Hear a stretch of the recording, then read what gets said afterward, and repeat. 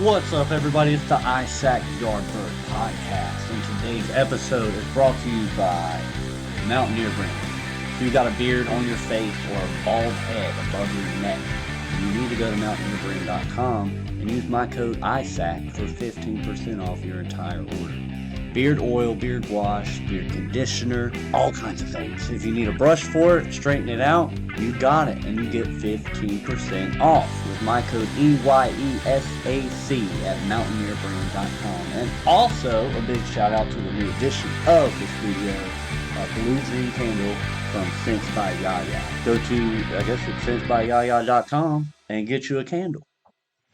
Jonathan It's not my name. Chubbin Owens. It's not my name. JT, man, it's been 2 years. 2 whole years. Has it? I mean, we just looked it up. But like, really, like August, it's like a year and like 11 months. Okay, it's been 2 years. That's like when women have a baby and they're like, yeah, it's 27 months old right now. Like, That's 2 years and 3 months. That's still not 2 years. just say 2 years. But, oh well. Yeah, it's been a long time. It's been a while. I'm glad I got you back on. You won't be. Okay. Okay. Fair enough. You want to start off with a cookie jar, my friend? Sure, let's do it. Since we got them all cut up and ready. Go ahead, pick one out for me. Alrighty. What are you not in the mood for at the moment? No way. We were just talking about That's this. wild. What are you not in the mood for? I don't know. It's like a lot of things. Like, I'm not in the mood for Chinese right now. Even though we've been talking about Chinese food. I'm not in the mood for it. Yeah. What about you? That's why I think this question is dumb, because when you're in the mood for something, you're in the mood for that one thing, Exactly. which means everything else you're not in the mood for. So, So right now, I'm in the mood for beer and conversation. yeah. Anything outside of that. But like whiskey and conversation, you'd also be in the mood for Okay, let's booze and conversation. booze and conversation. Yeah. But you telling me like some popcorn wouldn't like go really crazy right I'm now? not in the mood for popcorn. I am. But what are you not in the mood for? I don't think I'm in the mood for moving again. Just moved. Not in the mood to do that again. Not fun. Moving sucks. Moving does suck. 3 flights of stairs with like dresser and stuff. It's not it. I thought you paid people to move for you. I did, but I helped out because I can't just sit there and with my hands just twiddling my thumbs. I gotta work. That's fair. I did pay them $500, but I still like helped them move, which was like my dad was like, "Why are you?" Yeah, that's pretty dumb, Yeah, but like why- I respect it. Yeah, I just can't watch people do stuff. I know we had to pay for my grandma's house to be like moved out and all her stuff. Mm-hmm. We only helped like a little bit, just getting stuff through the hallways. After that, we were like, it's all y'all. You making your money, you know? I mean, they worked for an hour and they got $500. So because it was like one of those things where they had mandatory 3 hours. Wow. It was a mandatory. I had to pay them for 3 hours of labor, but they got it all done in an hour because I told them I only. Because you helped? Yeah. All right, never mind. I got no respect for you. And I gave them a tip, so What the hell? I'm a good guy. But also at the same time, they got paid. It was 4th of July. I was feeling patriotic and helpful. Word. Word. Okay. I'm gonna pick one out. Another one. Yeah. Might as well. Might as well. Put a hurting on these things. Oh. If you've ever had a crush on someone from your class, did something come of it? Yes, but no. And what class? College or high school? Any kind of class, ever. Yeah, yes, but no. What about you? What is a yes but no? That's not an answer. Had a crush, Oh. but no, nothing came of it. I got you. I answered the question. I mean, so you've only ever had like one crush in I've class, had several. and nothing ever happened with any of them? Do you know my game? It's very weak. Okay. Okay. Yes and yes, and yes and no. More times than yes and yes. The no's were more than yeses? Yes. Feels like me. When has it ever been the opposite? I mean, for women. For women, it's always just. Yeah, it's whatever they want it to be. Yeah. But we'll get into that later. But later on the podcast. Yeah, that's interesting. So when did it ever get close where you were like, this might turn into a yes? I mean, yeah. And then those turned out to be just in my head. Oh. It's one of those things where like a woman's nice to you, and you're like, oh, in my head, because you know, in your head, you're like, whoa, someone's nice to me. That doesn't That happen. means yeah, that means something, and it's just they're just being friendly. Yeah, I saw something the other day, and the guy was asking these girls. He was like, "When do you know if a girl likes you or if she's just being nice to you?" And they were Oh, like, "You don't. you don't. You don't know Nope. And then they'll be like, oh, I'm giving these guys so many signs, and it'll be like them just looking at you from across the room for a for millisecond, a millisecond. It's like looking like that's a mean as massive hell." sign. It's like, Yeah, no, it wasn't. you're like he just doesn't want I me. need I the bat guess. signal. Guess he just doesn't want me. If you don't give me the bat signal, I won't know. Right. I won't figure that out. Pretty much. You had to slap me with a sign that says I like you for me to figure it out. That is something that I wish we as men were better at perceiving is the Signs. language that women choose to speak in. They do choose it though. Yeah, like we develop so many ways to communicate to another. Sign language. Yeah, like we can talk with our hands if you Yep. want to. Like you can just go like this. Yep. That's simple. Yep. But instead you go like this. You go, Oh wow, you like somebody, man. I'm You in just love. for a second. Watch Oh see it, watch it again. wow, Oh my wow. God. So he just glanced across the room for a second. Yeah. Uh yeah. I'm Also glad something came of yours though. yeah. Me too. Good on you. Yeah. You gotta be grateful for everything, even if it turns to a big old pile of shit. It's But all a lesson. it is. Learn something from it. Everything is. Yeah, Do you think when you get to the end and all those lessons are piled up? it'll be worth anything. No, not that. Like if you It's a deep question though. I'm Sorry. saying like you get to the end of the book. When you Okay. get to the end of a book, Okay. Got a that book. last paragraph better hit, right? Right. Or you're gonna be pissed off. And the whole beginning of that book, you're like, damn, it's done. It don't mean nothing to me now. Doesn't. You get to the end of a movie and It's the like the end of endings. the newest Spider-Man. I'm not gonna lie, I fell asleep like 20 times during that because I Well, the watched new it at one. like For 2 those of you who a.m. haven't seen it, the new one Mhm. ends on like a cliffhanger. I do remember that. Ends on a cliffhanger, and it's just like you get a little angry. But at the same time, they You already like, said it was going to be a two-part movie. but there's no two parts to life. Whoa. You get one life. There's a Hallmark card. Wow. Mm. Hooking it up. But yeah, what do you think? Like, what happens if you get to the end and you're like, damn, I'm wasted 91 years of life? Well, I think you spend whatever time you have left trying to pass on those lessons. No, I'm talking about you're like dying. That's Oh, why you oh come to man, the realization. you just start crying. Yeah. You just- You're like, well, well, you got some messed up. yeah, end it. Unplug it. That's the tough part too, because you don't know that you're doing things you're not supposed to until you get to that point. You don't know when that last chapter is. You could That's think the other thing. you could think you're in the beginning part of the book. That's you. You one page away. You're one page away. You don't know. You're already in the afterward. You're Anyway. the mention in someone else's book. Yeah. All you were was the prologue to another book. That'd be tough. That'd be a tough way to start. Yeah, that's wild.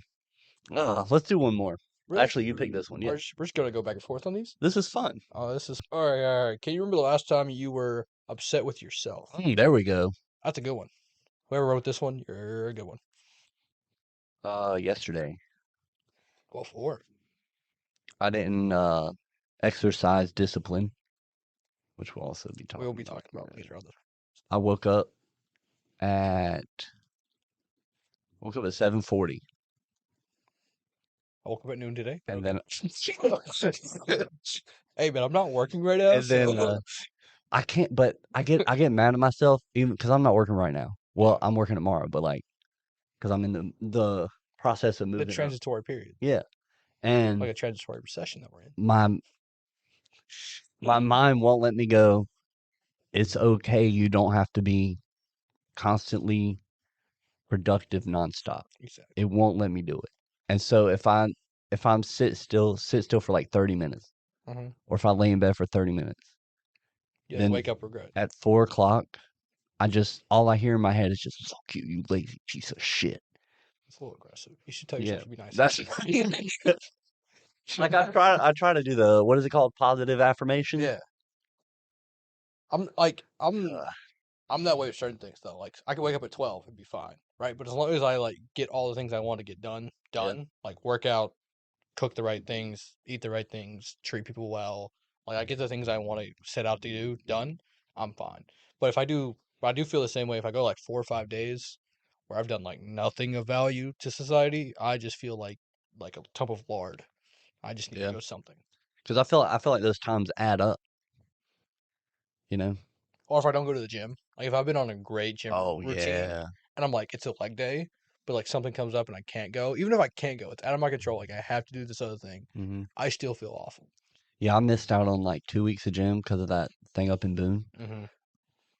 And I came back to town, and it was like another 3 days till I went into the gym. Dude, I was so weak. It Hmm. was It's crazy how crazy, fast you lose strength. crazy. Yeah, it's insane. Like it takes a year to build up, and then 7 days to just all go Oh yeah, away. oh yeah, It's sad. it's terrible. I was in there benching for the. I had been in Planet Fitness, which is a The best decent. gym in the world. It's a decent establishment. Um, and they don't have an actual bench; they have Smith machines. And so I haven't been benching for a while because I didn't want to tear my rotator cuff out. And so I went into Anytime Fitness now, which I love, and bench for the first time. And I've been doing chest workouts, so my bench was fine. But just having that weight on the bar, Mm, it was something I hadn't felt in like a year or two, and I was just like, whew. yeah, Took a minute. I do a lot of warm up sets. It was yeah, like 3 warm up sets before I could get back into the real weight. So yeah. I don't like the Smith machines. that's a rotator cuff injury waiting to happen. That's how you hurt them? I I mean, thought it was the other way around. my problem with the Smith machine is a barbell, like a bench barbell, has a little arc to it, right? Squat is a straight line up and down, but a bench is supposed to have a little arc. You're Right. supposed to bounce it, well, not bounce it, sit on your chest and then come back up to your Mm. eyeballs, chest to eyeballs. The Smith machine, if you don't do it right, you're going to tear something. Yeah, I hadn't really figured it out, so I don't do it. Same thing with deadlifting. If you don't do it right, I don't deadlift. I I think I used to. told you that. Yeah, Yeah. Never going to. I've done it. I enjoy it, but I don't do it anymore. Well, I hurt myself, so Maybe not. Maybe best to not. yeah. So working out, you eventually want to coach people that work out. Hmm. I would. That's my dream to coach. Is it, would you only coach football? I'd coach football or boxing. Oh, yeah, I do love boxing. you do. I with a passion. What if one of them had to disappear from existence? Boxing. Really? More head trauma. Football has a Really? lot of head trauma, but boxing is just all head trauma. It's like 98% head drop. Like football is like 40% head trauma. Boxing's like 98% head trauma. I thought there was a study that came out. It was like 90% of retired NFL players had head trauma. Have you seen Mike Tyson? Yeah. Oh, head trauma. He's doing great. He is doing great. Great guy. Like, Great fighter. yeah. You know, rich, all that. But there's some head trauma in every boxer. Yeah. Fair enough. All The- right. So why do you want to coach? I think I want to coach the most, like, the main reason I want to coach is because I've had some great coaches in my life. And so the idea of just being able to be a mentor for other people. And so they come in as one way and you don't change them as they are, but Hmm. you help them build upon themselves Yeah. and to make them what they want to be. Is that what your coaches did for you? Yeah. They How's, were really good about keeping me disciplined and pushing me past limits. mm. What were characteristics that you've seen in yourself that were developed through those coaches? Like Um, after, years after. like looking back on it, I think I've learned to be more trusting in people that want the best for you, Hmm. right? Because when I used to listen to coaches, I'd be like, they don't know what they're talking about. They're just yelling orders. They're not actually doing it with me.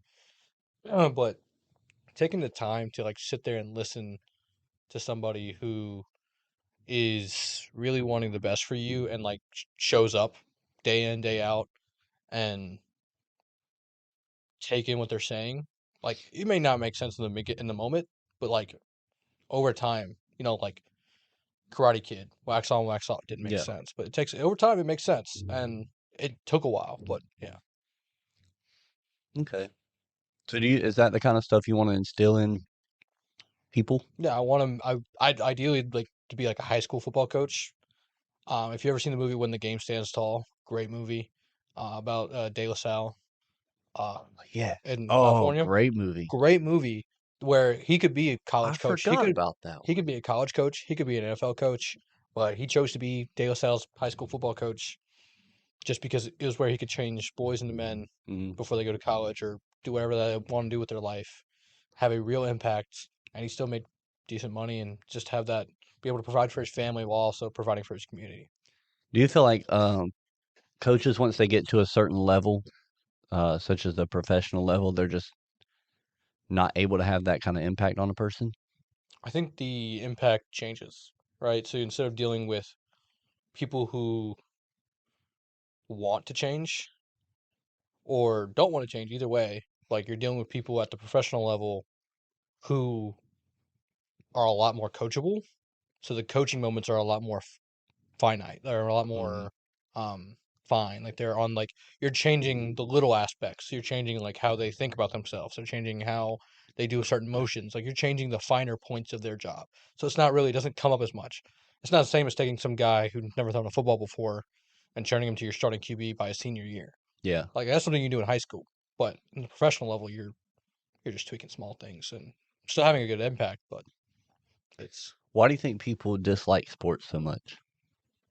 Some people, certain some people. people probably don't like sports because one they never played, right? If they've never played it, even if they have played it, if they didn't have a good experience with a coach or something like that, they probably have a negative feeling toward it. Mhm. But or they never felt that sense of community, right? Mhm. So camaraderie, brotherhood, sisterhood, whatever you when you play a sport, there's a sense of like you're all going toward one goal.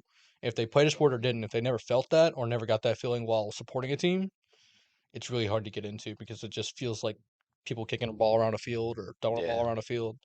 All But you see is the surface level of it. yeah, That's the man, dude. I love so much of just being a part of a team. Like that was the only way I used to make friends. yep. That was it. Like put a ball in a hoop, and then next thing you know, we laughing like we've known each other our whole life. You can join play pick up basketball with Yeah. guys for like 5 hours, 3 hours, whatever on a Saturday, and then just at the end of it, you're boys, Yeah. you're friends. Hmm.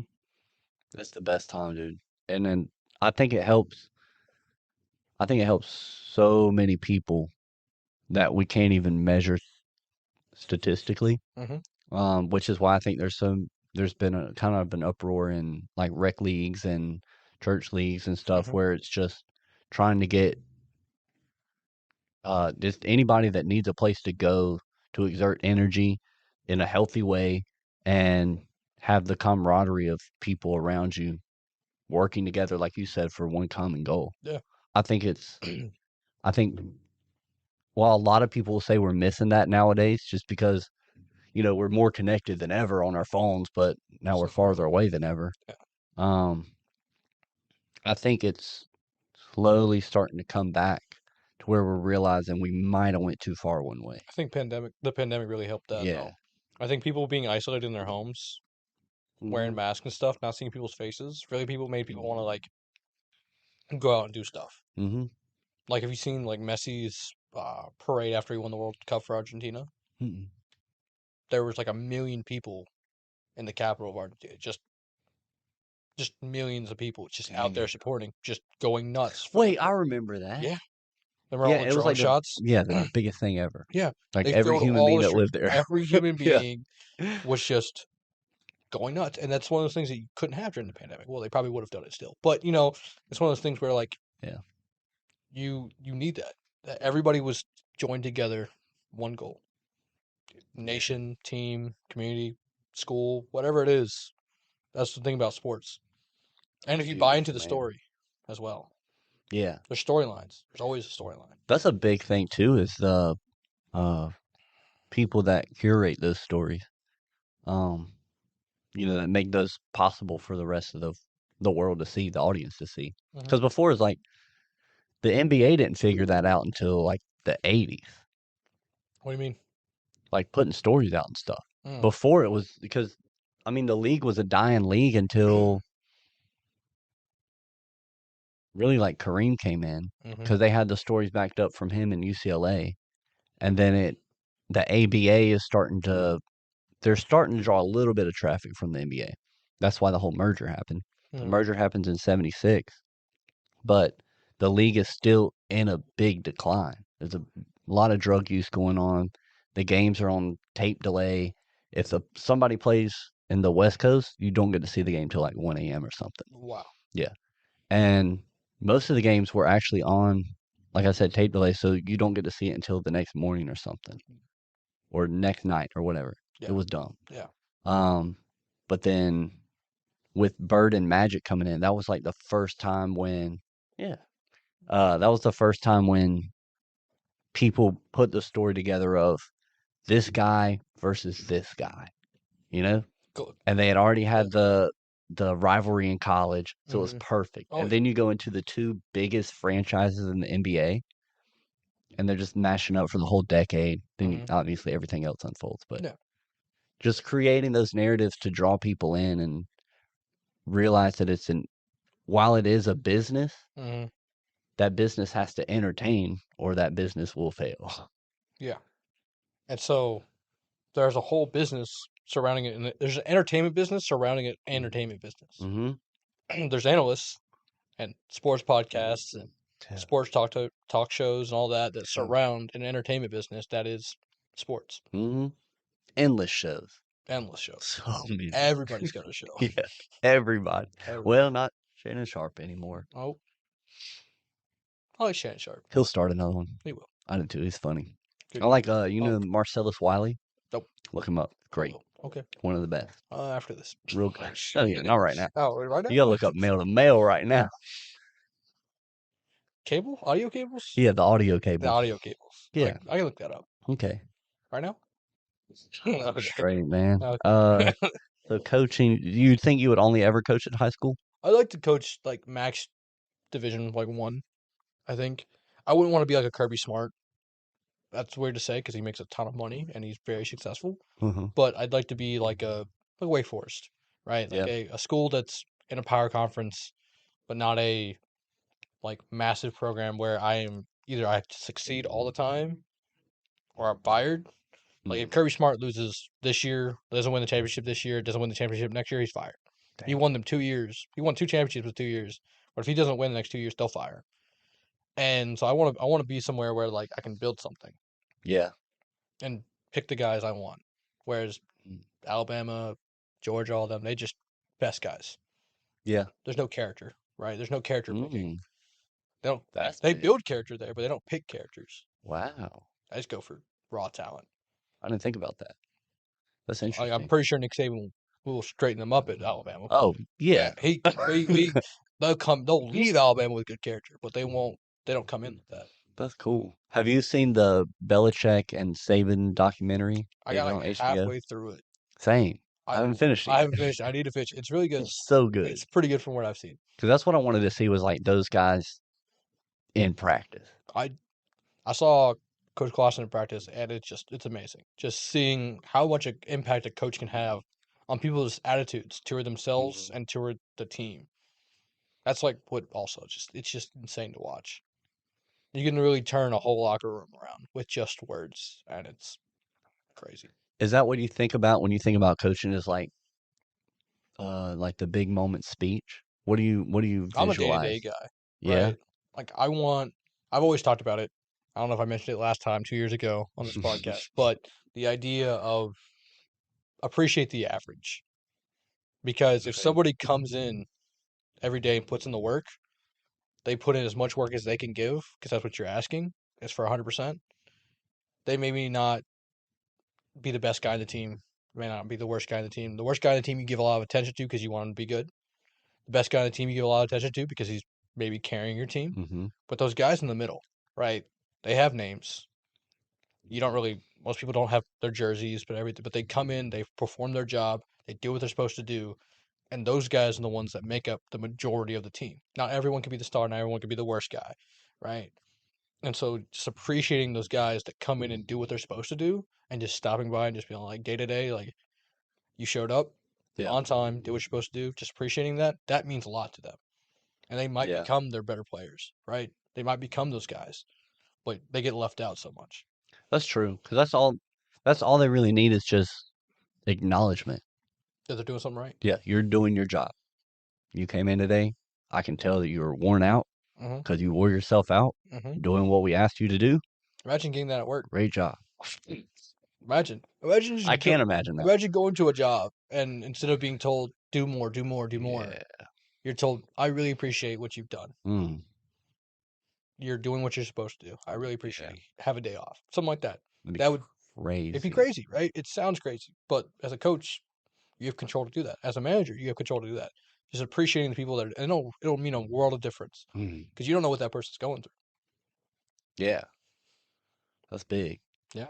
It's like old Ted Lasso, Ted Lasso, best show, the best show. the best show. Everybody go watch that show right now. It's amazing. It'll This make you feel so good. this whole podcast was just a shout out for Ted Lasso. It's all about Ted Lasso from here on out. Hope you haven't watched it because you need to watch it. Yeah, you do. You're missing out.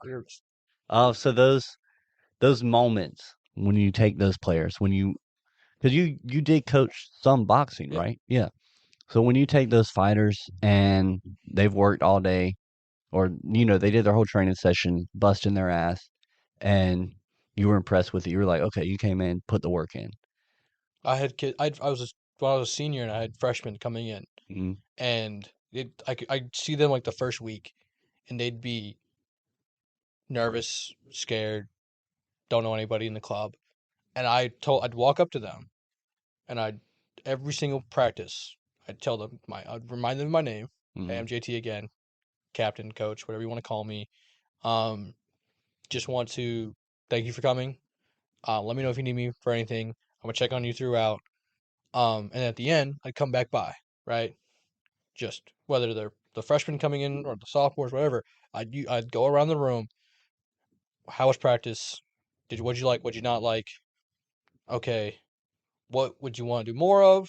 How do you feel? Make sure they know how to like recover, all that stuff, and also just thank them, right? Thank you for showing up. Yeah. Thank you for coming in. Um, and just every time, just consistency, right? I want to be that face in the room that even if we have a whole new group coming in, if and it's just them from the reoccurring group, that I could go in, I could just be like, they didn't recognize me, Yeah. talk to me, and I'd just be a smiling face for them to Hmm. talk to. And I feel like that helped, and I'd watch them grow over the course of a year. They'd go from like not knowing the drills to being able to teach the drills, and then being able to explain why we do the drills, and not even really like directly teach them that. They've just been watching me Right. or watching others so intently that they could explain it so well, and it just shocked me. That's big because that's turning people into leaders. Hmm. Or I think, well, we did talk about this at the beach, Oh yeah. is if you can turn somebody into a leader or if you just reveal to them that they can be. Yeah, the whole idea of are you born a leader or can you Yeah. become a leader? What do you think? I am a become a leader guy. Yeah? Yes, I think you can. I think you have to want it. Is it okay? But when I think become a leader, I'm thinking, let's take the example of somebody has played in a league, whatever sport, Hmm. doesn't matter, you Okay. name it, but a team sport. Yep. Okay. They played in a sport for 5 years. Okay. They get traded, or somehow or another, they end up on another team. Yep. Jeff Green. And then, well, that's every year. Um, can they? That's what I think of when I say become a leader. If they go to that team and then on that team they become a leader. Yeah. In my eyes, They were always a leader. they were always a leader. But it took Do you whatever trade your situation leaders? they're into to unlock it. Do you trade a leader away? I'm saying they had to get it unlocked somewhere. And yes, leaders get traded away. But like personally, if a leader didn't ask to get traded away or leave, I'd rather have a leader. A good leader? I mean, yeah. No, Yeah. I'm saying you're talking about becoming a leader. So I'm saying they weren't a leader before. Hmm. Then they go somewhere. Okay. And then they become a Then leader. they become a leader. That's what I think of. I think they became a leader. I think like they were a rotation guy or they were a six man or a five or like they were Okay. right. I think they were what they were. And then I think you get multiple leaders on a team. So it wasn't not for someone else was leading it that they didn't become a leader. I think maybe the situation plus like coaching plus all that helped them open up themselves and be like, okay, So I, that would mean that they were already a leader. but they weren't. I think we're saying the same thing, They just different weren't a ways. leader. You're saying they needed to unlock it, that they had it. Yeah, I think some people are born or not born leaders, but in the first 7 to But 10 years of their life. I think it's also hard at a pro level though, because pro levels you have to have so much confidence anyway. And a part of being a leader is being a confident individual, right? You can't be in the pros and not have confidence. And What so, it doesn't even have to be sports. I think like the first 7 to 10 years of a person's life determines whether they're going to be a leader or not. wow. I don't think most people are leaders. Hmm. What do you think? I I have to disagree. Okay.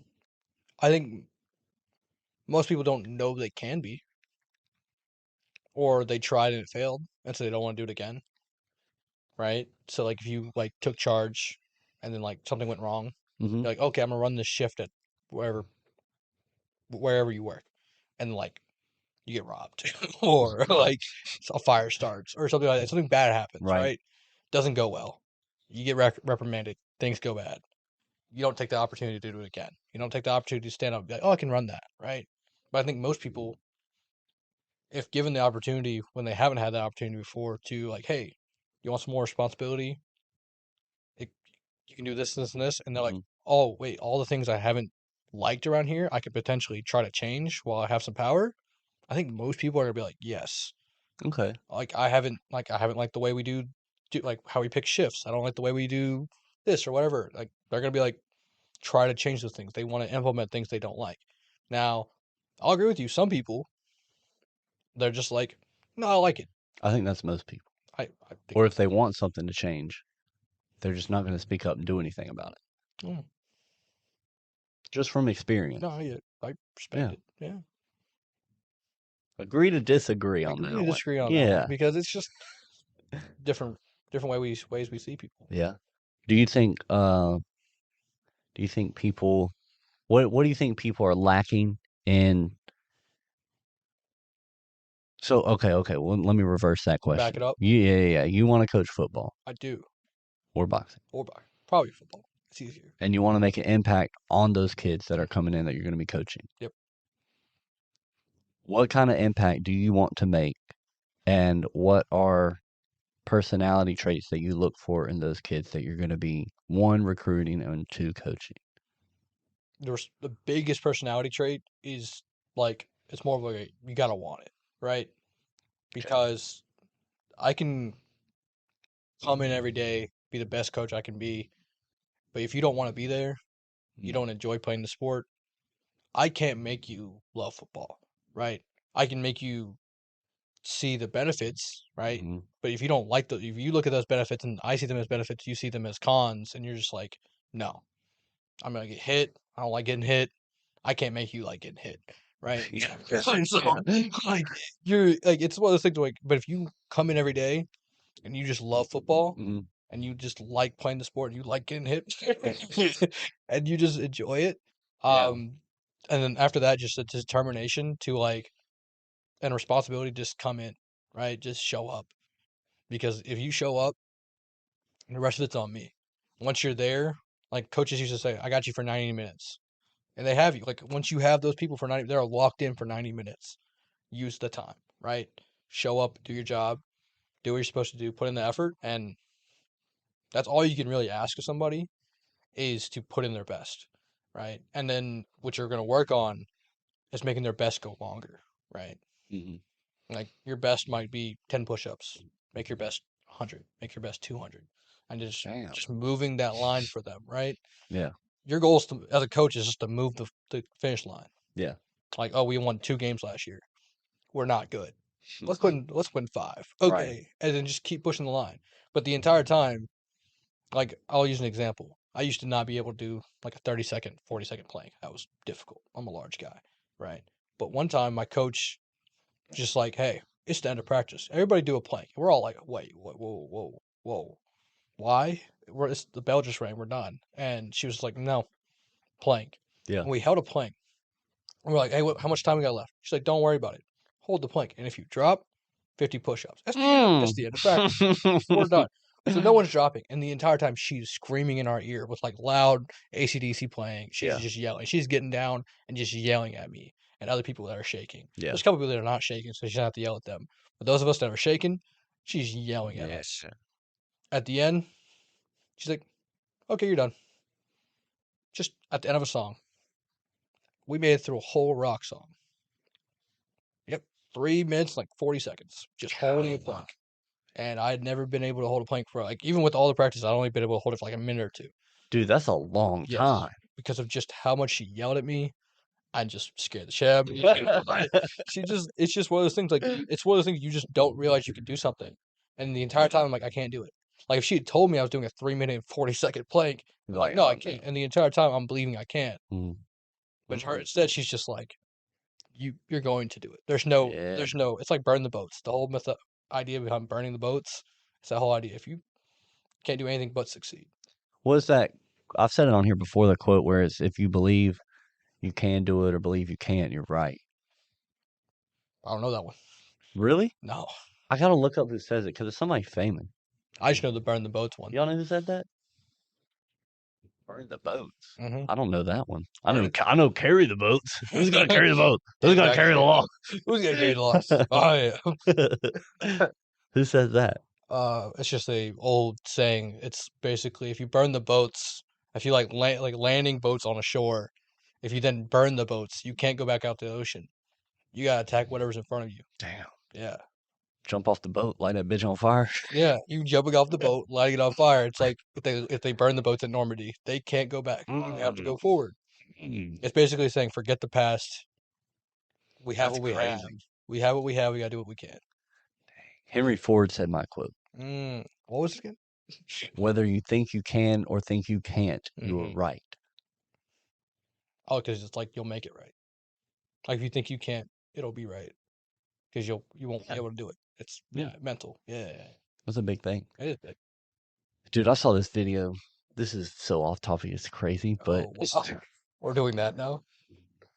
I wanted to bring this up during the podcast. Because I guess it does relate a little bit, but there's no discipline in a lot of people these days, and just simple areas too. Yeah. So a police officer pulls over a whom he would later find out to be a Native American woman, probably in her mid-20s, Okay. and he says, "Ma'am, do you realize why I pulled you over tonight?" And she's giggling, and she's like, "Yeah, I think so." He's like, "Okay, so you were driving into oncoming traffic, and then I saw you do a U-turn and then pull into this apartment complex. Do you live here?" She goes, "No, I just thought this would be a great place to turn around at." He goes, "Okay, can I see your license and registration?" She's like, she starts like arguing with him, and she's like, "I have anxiety, I have generational trauma, I have depression, I have such and such." And he's like, "Can I just see your license and registration?" And she keeps going on about that, and he's like, "Okay, can you go ahead and step out of the car for me?" And she's like, "Well, I'm trying to find all this stuff for you." He was like, "Don't worry, I can just pull it up using your license plate number, and we can get it all figured out." Why don't they do And that to begin with? do what? Why don't they just do that to begin with? If they can just pull up your driver's license number. Well, because he was under the uh what do you call it? Under Impression. under the impression that she was drunk because she was driving drunk. off traffic. So he You don't do wanted that? to go and see if that was true. Yeah. And he was like, "So don't worry about that anymore. I'll look it up. I want to go ahead and get you out of the car." And she was like, "I just don't understand. Like I have depression and anxiety. I have really bad social anxiety." He was like, "That's fine. Can you get out of the car, please?" She's like, "Okay, whatever." She's like, "So I brought you out of the car not to just look up the license registration, but I need you to do these tests for me." And so he tries to get her to go through all these tests, and the whole time she's just excuse after excuse, like, "I have social anxiety, I have depression, I have generational trauma, I have such and such and such and such." And the guy's like, "Can you just put one foot in front of the other, please?" Like he's so patient throughout it. I was like, at this point, I would have just left and be like, "You know what? Drive where you want to drive." But he keeps going through the test, and he I'm trying gets to to figure out what one. this has to do with discipline and motivation. But Do what? what? There's okay. So Discipline, more of it motivation. is not taking responsibility, which I think is a lack of discipline. So he asked her after she refuses to do all these tests because she has mental illness that she keeps bringing up. He says, he was like, okay, how many drinks have you had tonight? And she was like, maybe like 3. He was like, okay, what were they? He's like, rum, some ciders. He was like, what were those drinks like? And she was like, stop being a fucking white man. And I was like, what? And he was like, how much did you have to drink? And she was like, I don't know. I just have too much social anxiety to answer this. And he was like, okay, ma'am, if you refuse to answer any of this, I'm going to need you to take a breathalyzer and yada, yada. It goes through this whole thing. And Yeah. the whole time she can't answer to what she's done. Yeah. I think it's a lack of discipline. I think so. I think there was at some point of her 7 to 10 years of growing up that I spoke about. Oh yeah. There was a time when she didn't get no ass whooping. Lack of discipline. Okay.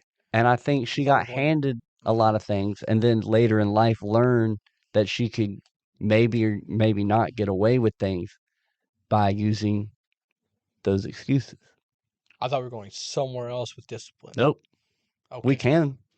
But I wanted to bring that up. Okay.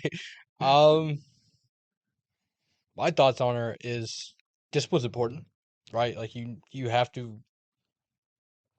be able to stop yourself from doing certain things, right? And taking responsibility for certain other things like drunk driving. Take responsibility, but like you can be drilled into doing discipline. Like you can be beaten, you can be yelled at by a drill sergeant, you can be taught it, but you can still rebel against it, right? So it's still an internal choice. And it's really just a matter of how much you respect the person or yourself or the person you're dealing with or yourself and whether or not you actually are disciplined, right? Right. Because if you don't respect the person trying to instill discipline to you, you're going to rebel against it. If you don't respect yourself, then you don't respect anybody. Well, yes, but you're also not going to discipline yourself, right? Yeah. Like if you're really down on yourself, like I think of discipline on a base level, right? It's like I need to lose weight, but there's a cookie over there, right? Yeah. Discipline is telling myself no matter how much that cookie's looking at me, I'm not going to eat it. Don't look at it. Don't look at it. Yeah. Don't eat the cookie, right? Because that's an internal battle. Because you'll be like no, and then like 5 minutes later, like damn, I could use a cookie right now. What's one cookie? What's one cookie, right? But not doing it is discipline, right? And if you don't have any respect for yourself, like if you're feeling bad about yourself, or if someone that told you not to eat the cookie, you're like fuck them. Then you're more likely to eat the cookie, right? And so I feel like she had in that moment no respect for herself and also no respect for the officer, as her comment by you're just being a white man kind of shows, is the whole no respect either way for herself or for them or for the whole situation she was in. Yeah. Blaming it was ludicrous probably, but the whole thing was just a lack of discipline and respect all around. Yeah. Except for the officer. It's pretty disciplined because it's crazy. I would have drove off. It's like 4 parts, like 12 minutes. I bet you watched all of them. I did. And I was the whole dude. You were disciplined to watch it. And I caught I had to pause it throughout each video. Yeah. And then close out TikTok after each one. I was like, why am I getting that? Like this lady's probably already been booked. Yep. She's probably already got released again. Yep. And she probably already drove into oncoming traffic again. You know those videos? Have you seen those that are like guys trying to like video military bases? No. I saw this TikTok the other day that was like this guy, he had a video camera, like one of the old school ones, right? Okay. So he had his phone and the camera. It was like, what are you doing?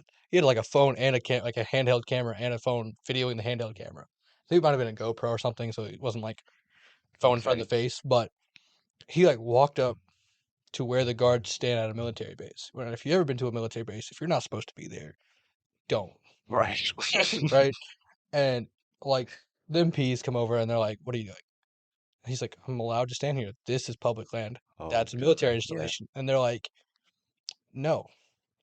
I was like, I don't know if you. They're like, I don't know if you saw the sign, but because if you don't know this, but military land, like the military base, doesn't start at the gate, right?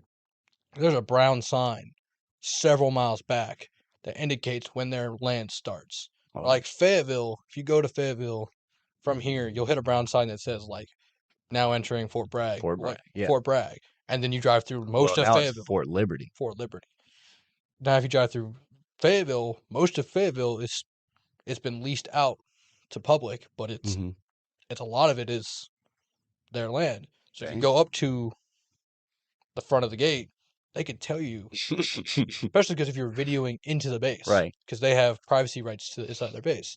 And what's really crazy about that video is they're incredibly disciplined because they have very different rules of engagement than regular like civic police officers. Military police officers can arrest you for basically nothing. Yes, and civic they have to have a reason. You know, Right. they have to have general rules and follow. Yeah. And so it cracks me up when people are just like they go there looking for trouble. Essentially, they know they can't be there. Yeah. They want content, but Clout chasing. yeah, that was not really a whole lot about discipline. But you know, funny Sorry story. I brought up the cop thing. Funny story. Surprised that guy's still alive. Yeah. That's an odd habit to have, or odd like thing you like a hobby. That's what it is. Yeah, Odd hobby to have. just show up and try to video a Yep. military base and risk Today your we're life. going to Fort Worth, Texas. Yep. We're gonna go on to. Today on Mr. Beast, we're gonna try to infiltrate a military base. It's time to fly a helicopter. Man, yeah, people are crazy. Great song. Discipline and motivation. Do you feel like you have discipline? Certain aspects, like I think I'm incredibly disciplined when it comes to work, Mm-hmm. academics, and like working out. But then like still building discipline to like eating habits, um, caring about people Oh. because I'll care about everyone. Mm-hmm. I want to make sure everyone's okay. Yeah. But you can't make sure everyone's okay because then you forget to check on yourself. Getting a little deep right there. But I will welcome everyone into my life. But if you're not, I have to be disciplined and learn to be disciplined. That I can't check in on everyone and I can't let everyone have a piece of me. You got to set some boundaries. Yes, You got to put up a fence. exactly. Don't have my boundaries. Not everybody can come up and start filming your military They base. could right now. I don't have very good discipline. I don't have good discipline with that. What are you doing here? Come on in. Like I'll eat the cookie. Yeah. And that back to that reference. I'll eat the cookie right now. Still working on I it. think that's my problem is I don't allow myself to realize I have discipline in certain areas Mhm. because I view it as a whole. Like either I have discipline or I don't, which is not healthy. No. You can be disciplined in certain areas. Yeah, You're incredibly I am. disciplined about the show. Yeah, Very disciplined about like your future. work. Yeah, Working out. working out. Yeah, Yeah. yeah. And then just self affirmation. We were talking about that Man, earlier. that's hard. It is hard. It's difficult. Especially because when we're as men, we were never taught Mm. it as a child. Nope. Nope. Nope. Nope. Nope. Nope. We were never told that we were doing a good job. We were told we were supposed to be doing. Yeah. Even when you might have been doing the right thing. Yep. Could have You done. were supposed to. Could have done more. They used to piss me off, dude. They used to tell you you're doing the average instead of appreciating the average. Just to loop that around. When I would get A's and B's, Mhm. and I would be proud of it in school. I'd be like, "Hey, A's and B's, Good shit. and I had fun. Hell yeah. Let's go." Yeah. Good Bring shit. the report card home. I mean, I think you could have got higher on that instead of that 89. Yep. What does that do? First thing he said, not even, wow, good job. Hey. You know, it was just like, why didn't, I mean, you could have made that an A. Yep. Come on, man. It's like, that's Yeah, bro. That's like, because they didn't recognize the 100%. right. Because Well, you put it, but you put in your best while managing a social life, yeah. right? You didn't make that. You may not have made the sacrifice to your social life because you appreciated your mental health, even Yeah. if you didn't realize you were doing it, but you did. Did. Whereas, like, someone else might have made sacrifices in their social life Mm-hmm. to make that happen, and they're worse off, right? And so they didn't appreciate that you did your best balancing everything. Isn't that crazy? Like, you catch up with people that, or just read about people that only cared about academic or school, like through high school. Oh, okay. This guy. Okay. Well, I kind of want to stop talking. No, it's all good. No, go ahead. But they get out. They get out. Yeah. And they're like, okay, so I'm getting into all these same schools that these people that I watch, what seemingly to me weren't giving a shit during school, getting into the same schools. And then I see these same people also getting jobs that either I'm getting or I can't get that seemingly didn't give a shit in high To touch on that, school. I'm that guy. Okay.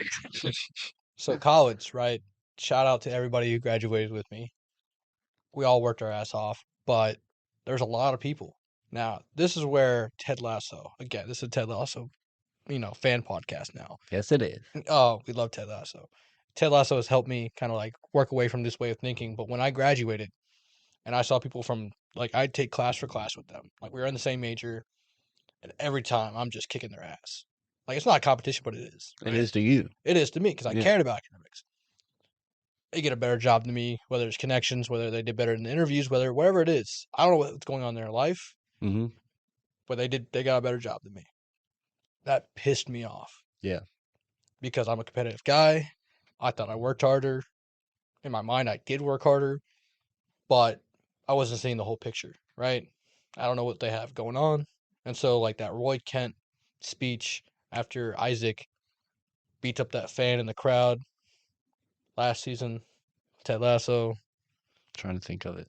Roy Kent goes out and just basically explains the story of when he was back playing, Mm-hmm. and he was just like, I got in a fight with a guy because one of the other players he was playing with beat him up because he made a joke about the guy's wife's baby, and that baby had just been lost, and so the guy beat Roy up, and then he basically comes out there and was like on telling all the reporters, don't hate on Isaac for what he did today, defending his teammate, Yeah. but because we don't know what's going on inside of Isaac's head, we don't know what he's going through, and so it's one of those things that like it is a show, but Yeah. it did help me like when I watched the episode to like really think back and go, I don't know what they did, I don't know what internships they had, Yeah. I don't know what experiences they had, connections they had, whatever they did in their life, they got them to those better jobs. So even though like in that one moment, I felt I did better than them, they did something better. I have to accept that and figure out what they did too, so I could do better, right? Well, I think it's also the lesson of you went into it with thinking if I work super hard and if I get these letter grades attributed to my work, then Mm, it will pay off and I'll get what I want yeah. instead of it'll pay off and I'll get what I need. Mm, want need Very different thing. very different. Mm, let's go on. Yeah. I think about that a lot. Yeah, because like I graduated with 3.9 from Wake. Mm-hmm. It's been 2 years, so yeah, I did graduate everybody. Good job. Um, did finish it out. Did graduate with 3.9. One of the smarter guys in my class, just Mm-hmm. academically, Yeah. the way we were graded, probably not the smartest guy at all, based on how people balance their thing. But looking back on it, like after I got past all the anger of like This isn't fair. this isn't fair, all this other stuff. Why do Yeah. these people have better jobs, whatever? I got to that point where I was just like, I wish I had done more partying. I did a lot, but I wish I did more. Right? I wish I hadn't. I could spend more time Yeah. doing those like the fun stuff, the funner stuff. the was that other people did and Yeah. got those better jobs. But part of me was like, I did those for a reason. In the moment, it felt good, so I did it. Can't really regret it now, Right. but knowing going forward, have that more of a balance.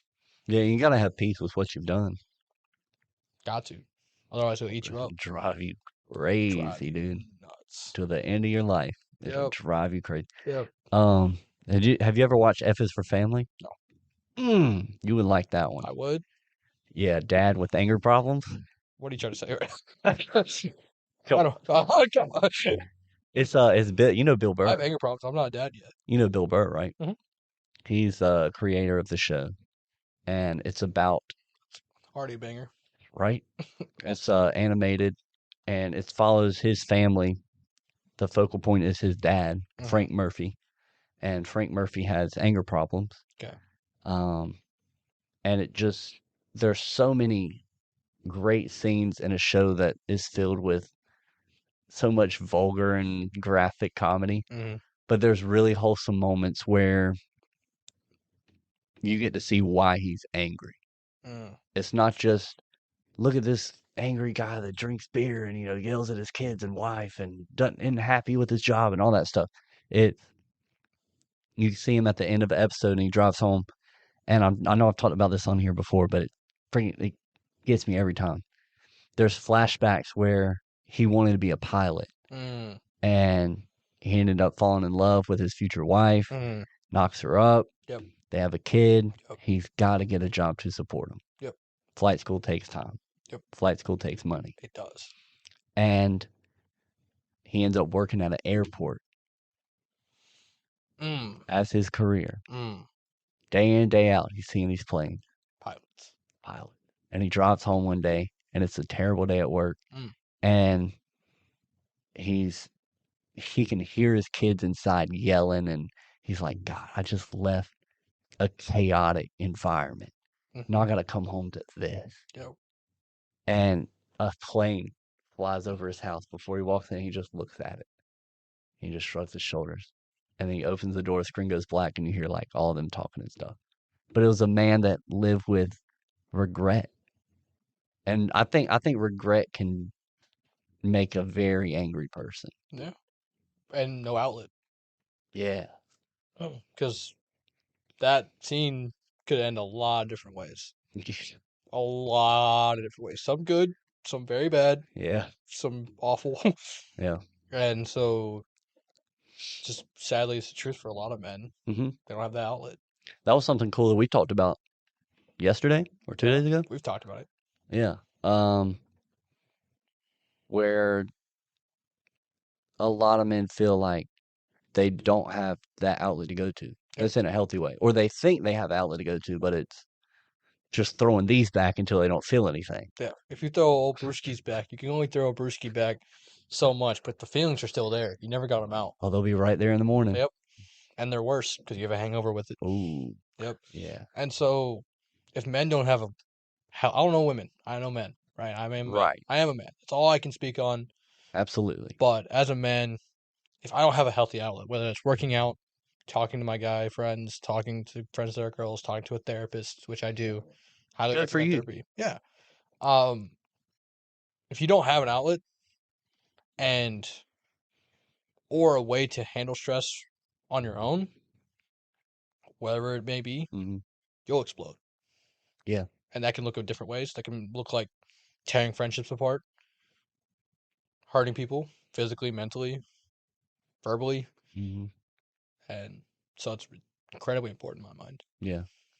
Um, I think that's big, and I think that's something that I can see you're drawing from is where you don't want those men that you're going to end up coaching one day to fall into that path. No, yeah, like if I one thing I want to coach is responsibility, like we've talked about earlier. Like have responsibility for your actions, but also know yourself because like knowing, like I lived with two girls last year, Whoa. and if I came home Sorry. angry from work, Yeah. these are my friends that are in here, right? They're just friends though, right? But still, if I came in angry from work, I'm far more likely that a single like dish in my way or like Mm. a bag in the wrong place, like blocking the flowway, Oh yeah. it's just gonna piss me off, set me flying. hmm I'm not mad about the bag. I'm really not. Nope. I'm mad about whatever the hell I did. So I learned from my coach that instilled upon me and my dad and everybody else to just take that moment. We've talked about it, but you just count to 10. Just sit there outside the door, in your car, whatever. Just take that moment and just count to 10 and just deep breathe and just like shift yourself from one environment to the next so you're not bringing all Yeah. that in. And if you don't do that, that's when things go wrong. Now, but you can only do that so much though, right? Because when you go back out the house, you go back to that environment, you're still dealing with it. Yeah. You gotta have it has to go somewhere. You can push it down and shift it out and shift gears and go into the house and be a dad. Instead of being your employee, you're a dad now. But those employee feelings are still there. And so you gotta work out, gotta talk to somebody, you gotta do something. Yeah. I think that's a big thing. Um, One of the great things about the Hall of Fame and no longer here Coach Dean Smith for Carolina. Mm, One of the things I admired about him the most is he always had an open door policy. And this was a guy that was looked at by the entire university and all of the ACC and the majority of college basketball at the time mm, as the pinnacle of coaching. yep. And so he almost feels like a distant figure for a lot of people to even come up with the idea that they could have a conversation with him.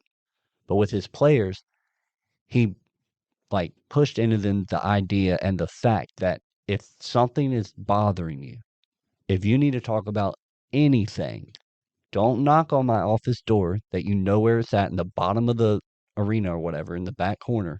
Don't knock, open it up, just come in and talk. Hmm. And there's been so many player testimonies that talk about how many times they would do that and how they would take advantage of it. Just they would go on a weekly basis. Yep. They'd come in and coaches uh, working on whatever it might be, scouting for the next year, putting down plays, working on hiring, and they come in and he'd keep it, keep the pen in his hand or whatever. He'd look up and then he'd say, "Brad, how you doing?" He goes, "Coach, I need to talk." Gone. Clear desk. What's up? Yep. What do How you long need? you need? Let's talk. Yep. Whatever. And sometimes it was just let's have a conversation, Yep. And other times it was I'm going through this really difficult time. I'm missing my family. Yep. Okay, what can we do for you? How can we fix that? Yep. And it was just somebody that, yes, basketball was great. Yes, winning games was awesome.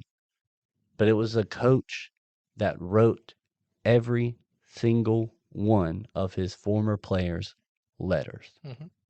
every single year in 35 plus years of coaching. It's one of the reasons I write letters. It is crazy, I dude. wrote all my residents from my freshman, my my freshman that I had sophomore year, my freshman that I had junior year, and my residents I had senior year.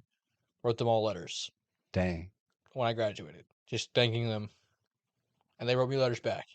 Oh, that's awesome. It's one of those, some of them, not all of them. Yeah, Some of them probably never even opened it, but right. it's one of those things where I took that lesson. It's one of those things where you can just by being there, Mhm.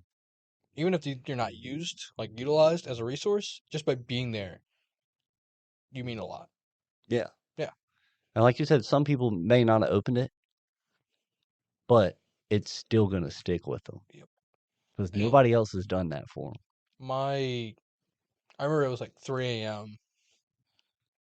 Nowadays, now it means nothing, right? Hmm. But in the moment, had this weird situationship fall apart and just had like got a score I didn't want on a test, had like a weird thing going on with the friendship. All this stuff, it just felt like the world was crumbling, even though like hindsight, not that important, Yeah. right? Not even close. Hmm. That's But how it always is. called my coach at 2 a.m. and she just goes, "Are you okay?" Yeah. Oh, and I was like, "Coach, you said I could always call you, and I just need to talk." And then she's like, "Okay, where are you at?" Dang. And then she just came, picked me up, took me to her gym, and I at 2 a.m., knowing she has to be up for training somebody else at like 7, and she let me just hit the bag and just hit pads for an hour, hour and a Wow. half until I just was done. Didn't even say a word. I didn't say a single thing, Yeah. right? And that meant more to me than anything, any other lessons, right? Because it's like one thing she not only said it Hmm. that I could always call her and she'd always be there, but when I needed it, she was there. And so it does put a level of pressure on coaches and RAs and anyone else who wants to take responsibility for other people that if you say you're always going to be there, Mm. You it better be. right? And so it's part of like as that person, I've had to deal with that where like I've had 4 people, whether I had like a friend, a resident, and like one of my players just all need me at once. Yeah. And I've had to manage that and be like, hey, I can. Like, I know I said I would. I'd always be there for you. And by me answering right now, I'm hoping you realize I'm I'm trying. trying, Yeah. right? here, like one of them I pushed to my coach. I was like, hey, I know you wanted me, but my coach, right? Other one I pushed to another RA that I trusted, and then I took care of my friend, right? And then I come back and I check on them, Yeah. and I almost over checked on them, right? Like I was like pestering to make sure they were okay, and that to me is something I wanted to work on. Where I was just like, I felt so bad, right? I felt like shit.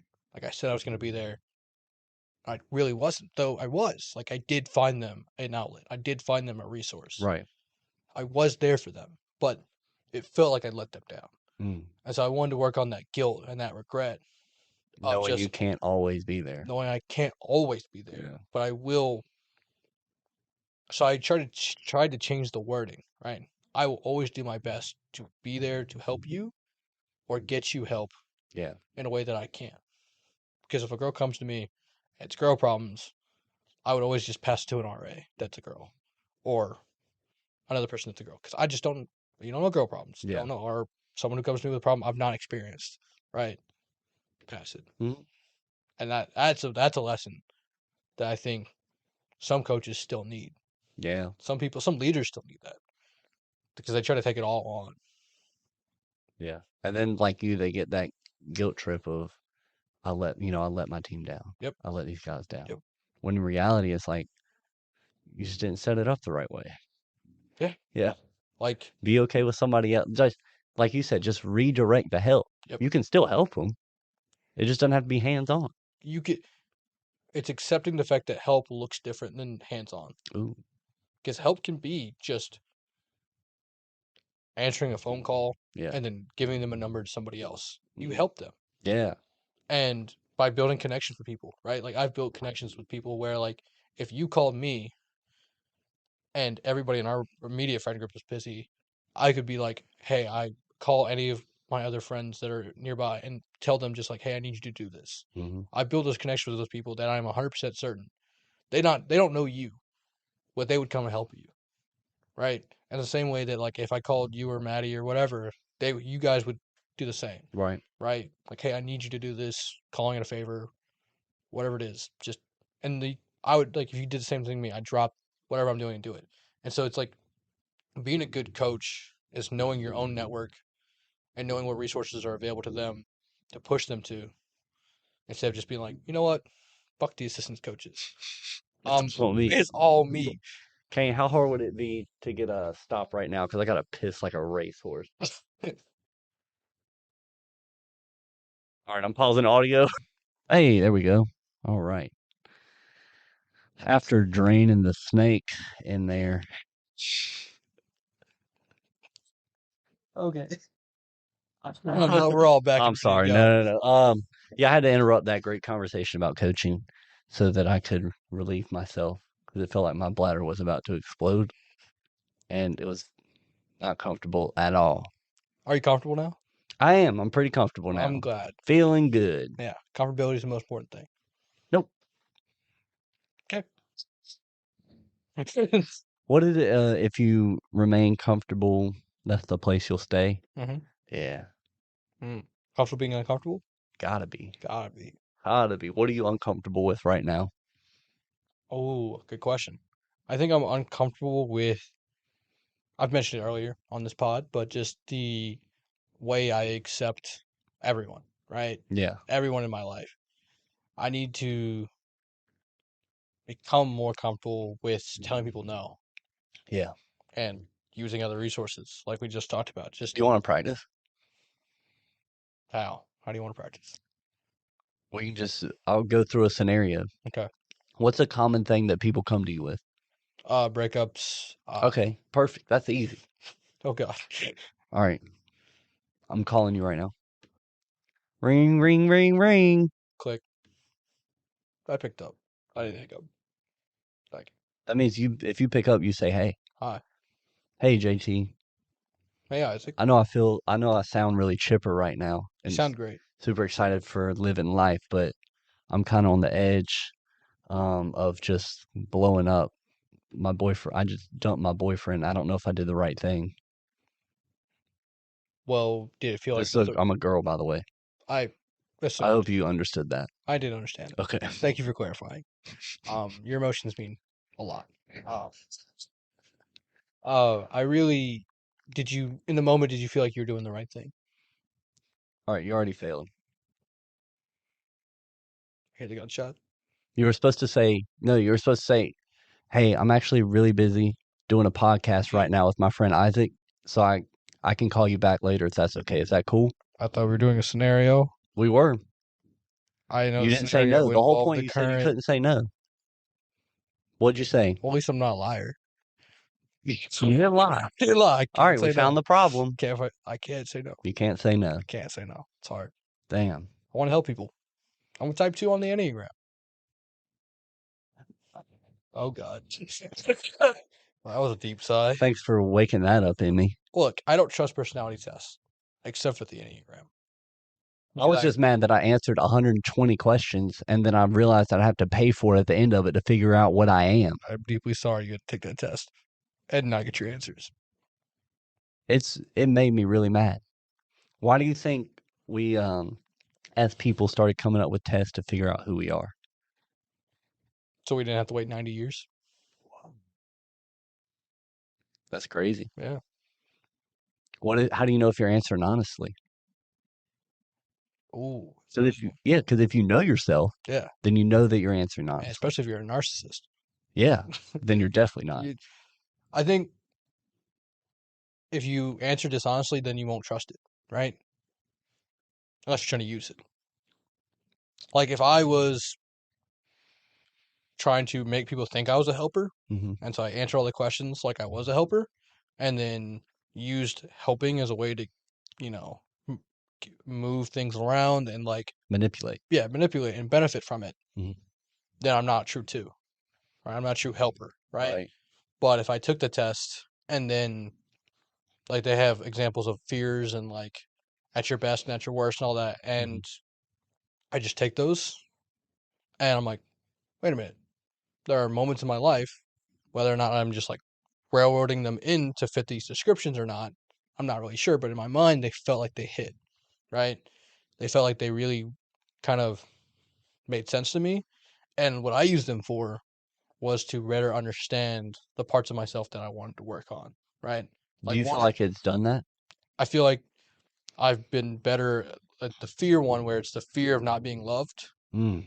is the biggest fear for it too. And I think that's the biggest human fear. yeah, but the fear of not being loved and like understanding that's what like putting a label on it, right? And just really just calling it out, putting it bluntly, made me realize that like I could, when people don't need me, they don't love me, right? It made me actually like Ooh. make those connections, right? Like I was making the connection. Oh, you don't need me? You're not text me? You don't love me. But I was able to make the connection between like you don't need me, you still love me. Like you just are busy. You have your own life, whatever, right? Yeah. So I used to make that the negative connection. So help me recognize those connections that weren't healthy and connect them to like, proper areas, like where it's not so detrimental to my mental Okay. health. That's pretty cool. Yeah. I always kind of viewed them as a way for people to like just confirm who they already knew they were. You can use it to do that, right? Yeah. It can be self-fulfilling, right? You can Right. you can take a test, answer it a specific way, and be like, I always knew I was this, right? Yeah. You can do that. And it can just help your confidence. Confidence is good. But some people use it to learn, some people use it to confidence. Where do you think that comes from in you? Why do you think you want to help people so much? Me, I Ah, the think other guy. Sorry, I'm an asshole. you're. I still love you though. I still want to help you. I need help. Oh, is this a cry for help, everybody? Um, basically, I think what I found is when I could help people and both feel good about helping them, because everybody feels good when they help somebody else. Like you feel good when you donate to charity, right? You just naturally feel Mhm. somewhat better about it. But I could also feel like it wasn't tiring, right? Because I always say if you do what you love, you'll never work a day in your life, right? Right. When I help people, I have the most fun. Like I'm not working. right? If I'm coaching, if I'm helping other people, if Yeah. I'm doing Habitat for Humanity, I'm not working. But I'm asking why. Don't know. Just innately, I enjoy it. You can't remember like a time when you felt like maybe you needed help and you didn't get help? Admitting I need help. That's the issue I have. Do what? Admitting I need help. Yeah. That's what I'm saying. So like if you can't Suppress those memories. that's what yeah, like okay, so for instance, I want to Yeah, make people laugh yeah, all the time. yes. That's all I want people to Did you feel need to laugh at when some they point? know me. Yes. Because when I went through things that were hard, all I wanted was somebody to make me laugh so that it would make those hard times Scold me. easier. Well, a long time ago. Was that not helpful? Nope, Nope. it wasn't. I'll get better. My bad. Okay. But yeah, like I just wanted people to laugh because Yeah. that's what I needed back in those times. And if I didn't get that, then I picture myself now in any room I enter. I think, all right, these people are going to need a laugh Yeah. because I know that they're going through something hard and they don't want to vocalize that or tell anybody about it. So if I can just make them laugh and forget about it for a second, then I can make that right. Well, I guess it kind of comes similarly. It's like when I was younger, I was always one of the smarter kids, Hmm. and so like I'd make friends with everybody because I've always been so social.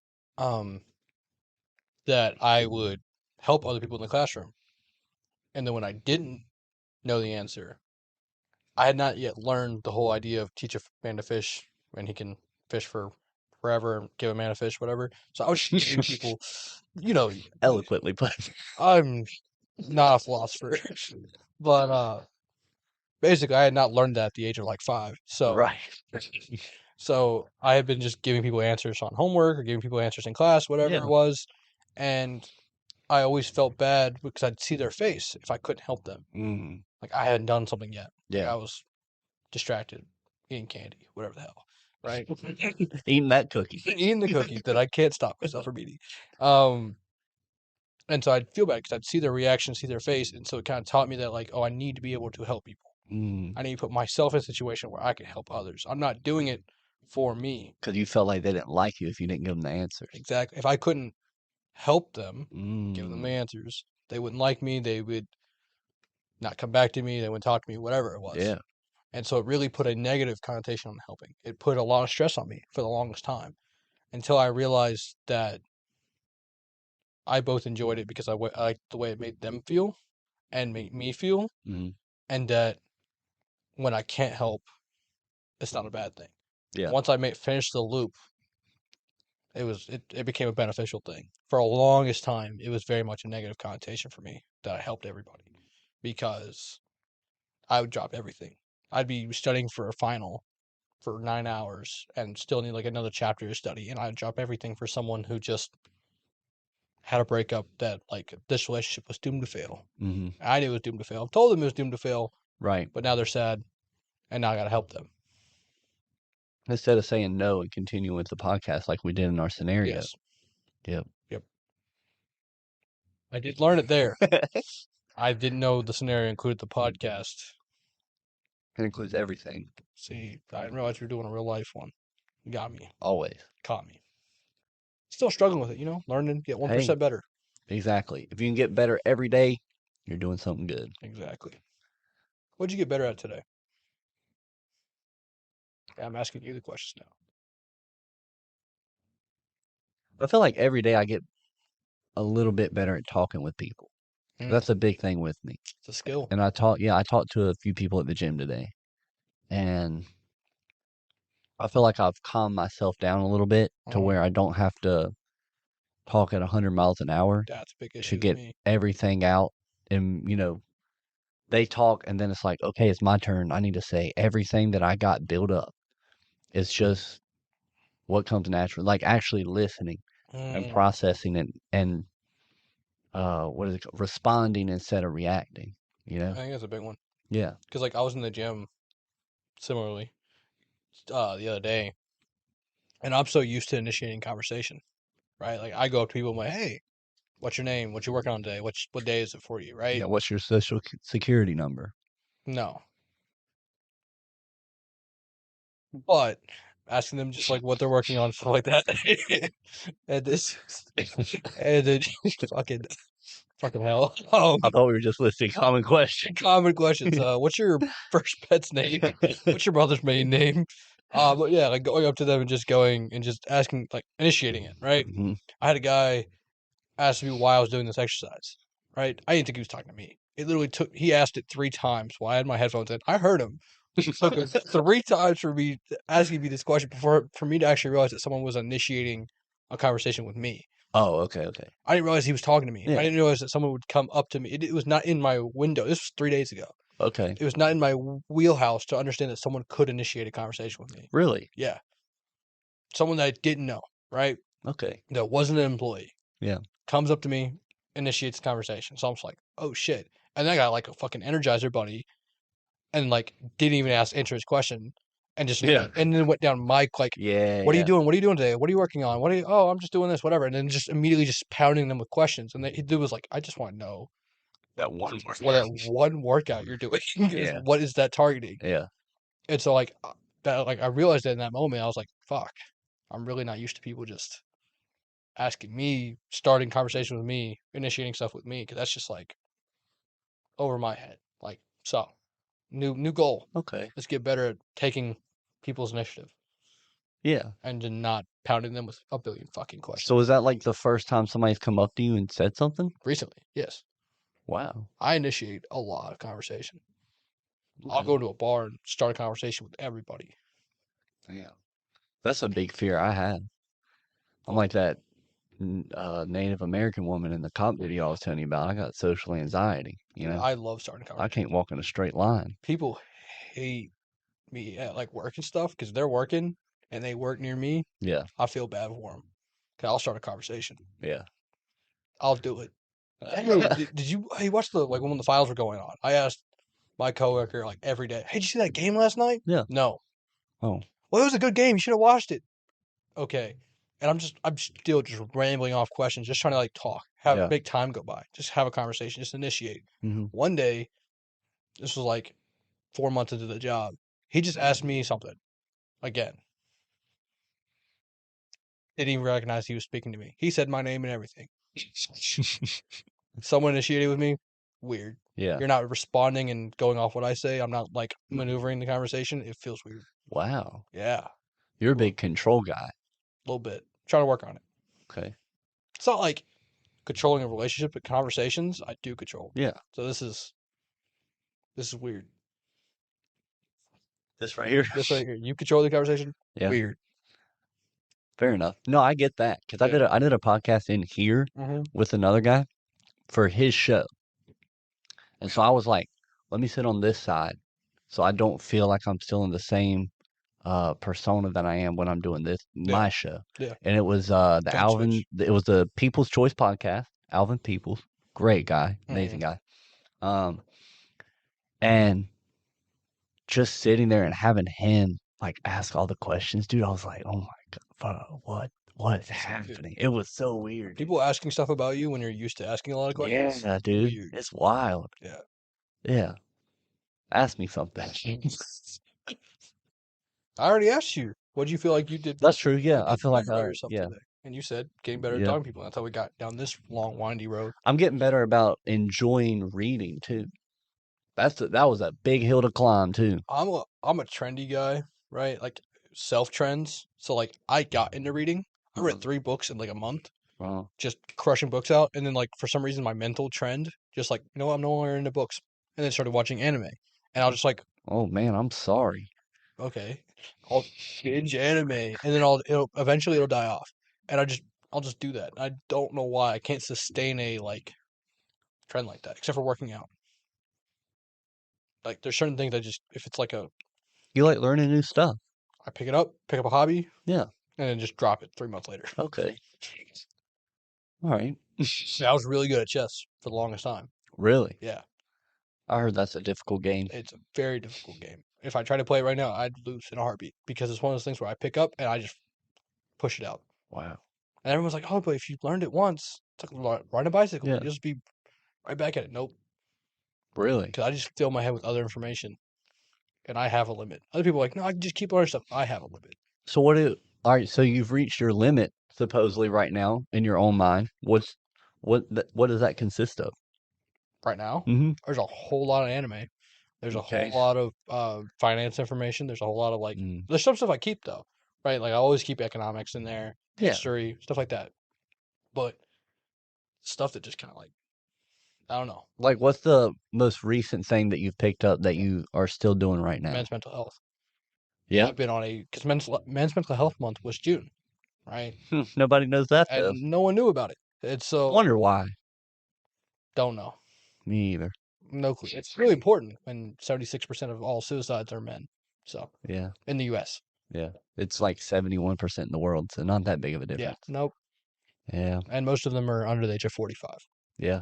The age range between 25 and 45 is the largest form of death for men in the U.S. And second overall is suicide for men in the U.S. Mm. It's cause of death, to clarify. Why do you think that is? Uh, And also, okay, so if you studied a lot about it, mhm. has that been trending upward over the last 40 years? Oh yeah. Really? I mean, we're tracking it now. Used to Right. be not tracked. Suicides? Yeah, they weren't really tracked. Wow. People died.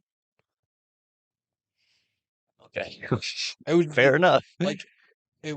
Suicide used to just be, first of all, illegal. It still is, but it's also one of those things where people just did. Oops, whatever, right? And now with the rise of what mental health is, the last 20 years has become a conversation mostly surrounded around how to stop people from killing themselves, but Right. no one really has done anything to change the way, like the main causes of it, which are like how people are raised and how people deal with their stress and how people deal with outlets and how people don't have a sense of community. Mm-hmm. If they don't feel like they have a purpose, a sense of community, or an outlet or anything, if they feel like their only choice is to do it, they're going to do it. Yeah. And rather than focus on the groups that are mostly affected by it, men under the age of 45, a lot of other groups were chosen as the main, like,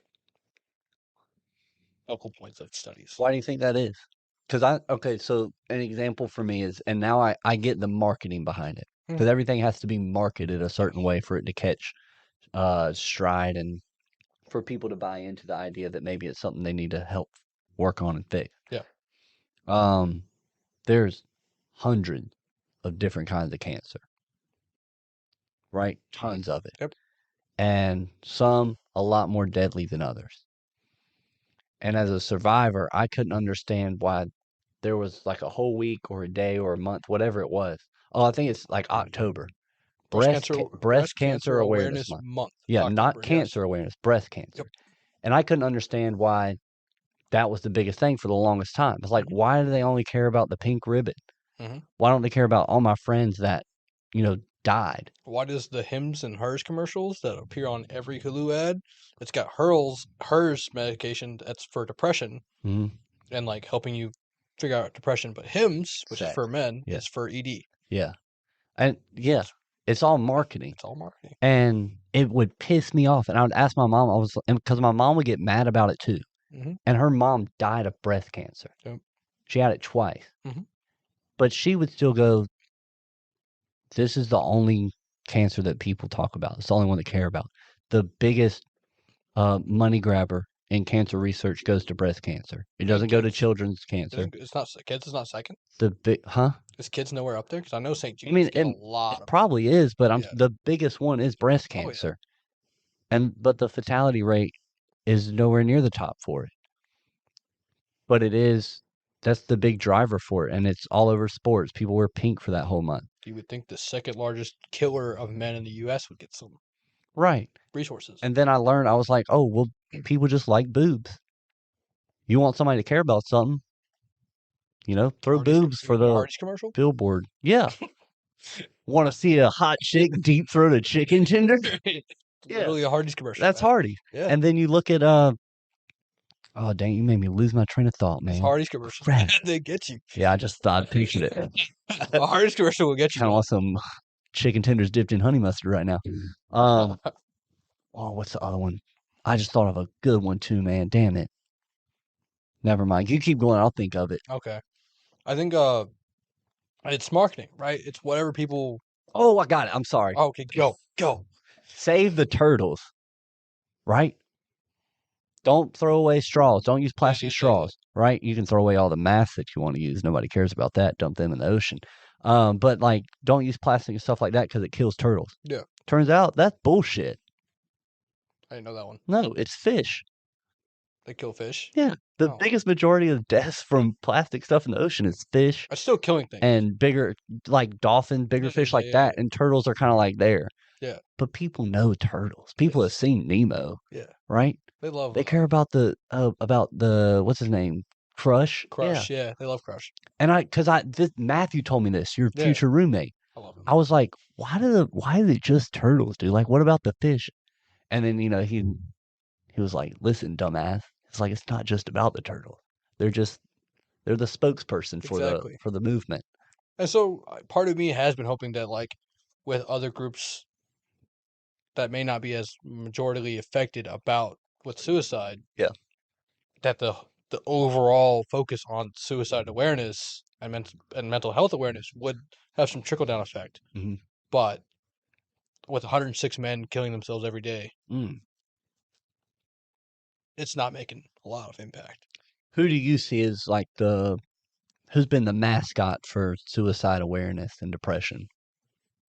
Um, Robin Williams was one for a while as a No. Like, we're doing the generalized, like breast cancer is for cancer, turtles are for the whole ocean. Who's for the whole society of depression and suicide? Like, what's the group? oh, Can you point that out?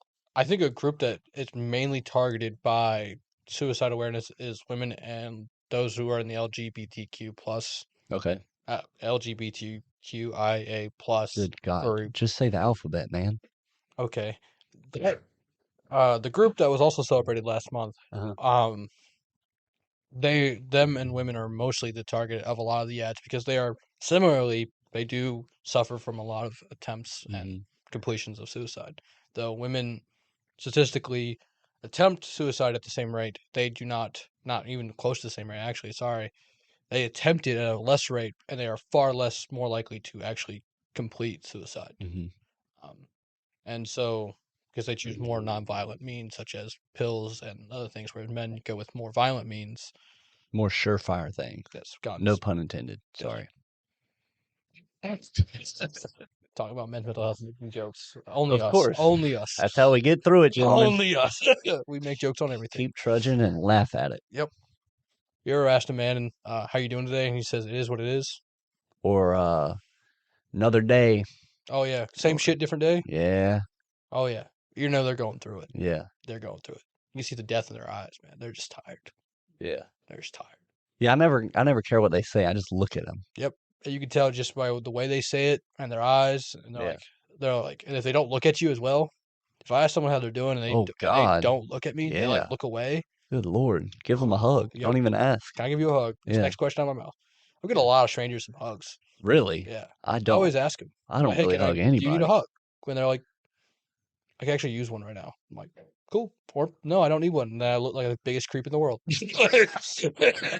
But I've always get off because I Yeah. think more people need hugs. Yeah. Yeah. I think that's true. Men don't get hugs. Nope. Men, I got a compliment about this shirt and some other shirts, and so I wear them all the time. Oh yeah. If Oh I my get, I God. have the jacket I've worn probably like 80% of the year. Uh-huh. I don't know why I'm not. What's like 90 degrees out. That's probably not why I'm not wearing it. Yeah. But like, I got one compliment on it. Mm-hmm. Wore it for like every day for a week, That's all it takes, dude. dude. Because we don't get compliments. No. We don't. Yeah, that's big. Like, you can have something that you absolutely hate to wear, but if one person compliments you, Especially if it's a woman. go, oh, yeah, Especially if it's a woman you like. man, or just find somewhat attractive. Oh yeah. Yeah, Oh yeah. yeah, that would be nice. Oh yeah. Um, yeah, Would be nice. what were we talking about? Man, suicide. Why? Spokespersons. Mm, We were talking about women and okay, the other group last month being right. celebrated. The LGBTQIA plus. So why do you think, what is it, 2% of the population gains so much traction in areas that the majority have struggled with for a long time and nobody's given a shit about it? Squeaky wheel gets the grease. Mm. Okay, explain. Well, like if as a minority group, they already are going through a lot of struggle, right? Okay. And so like if they are going through other struggles and they already have attention, it's easy to also talk about another struggle, Hmm. right? And if you vocalize that you're going through a struggle, it's content. Yeah. It makes it out there. They are going through it. It is happening to them. Do you think it's done more good or harm towards men that their struggles have kind of been pushed to the back burner? It, it's dependent on the situation, right? So if a man, Just overall. I'm very much in the middle on it because I think every man's in situation is very like individualized. Like no man's committing suicide for the same reason as another guy, right? But I think the reasons are very, very They're similar, small in right? number. They're all similar in the way that like they feel like they don't have an out, right? They don't feel like they can do anything else but this. But the reasons for why they don't have an out or they're connected, correlated, but they're Hmm. not same, right? Like if I didn't feel like I was connected to my friend group, felt like I was an outsider, my friend group's different than someone else's. So like I feel like the overall awareness has been helpful, Yeah. right? Especially Men's Mental Health Month, even though it was overshadowed by in some ways, in some aspects. I think it does help, right? It makes people more passionate to talk about it when it isn't talked about, but also it's like it does make people feel like, oh, I don't matter, right? When it is overshadowed, Yeah. like I'm screaming at a wall, Mm. Yeah. can make people feel like that. I think we're headed in the right direction with it. But I Hopefully, think we also, I don't know, I think I'm also in the minority in this belief of I think we can go too far in one way of maybe acknowledging and giving too much power to mental illnesses. mm. I think there's a difference between giving power to mental illness and then giving power to um, suicide awareness, right? So, like, if it's one thing to give power to a mental illness and then like let people give excuses, right? It's like you like hype up depression and GAD, right? General anxiety disorder. If you hype up all these different illnesses and give them power, then people use them excuses to avoid a traffic stop Hmm. or whatever, right? But if you give awareness to them and that suicide is a thing and that men can go through it, right? Because a lot of people don't believe men can be depressed, right? There are still people out there that like, oh, men aren't depressed. They said they're fine, Yeah. right? It is what it is. Same shit, different day, right? They don't ever talk about it, so they must not be, right?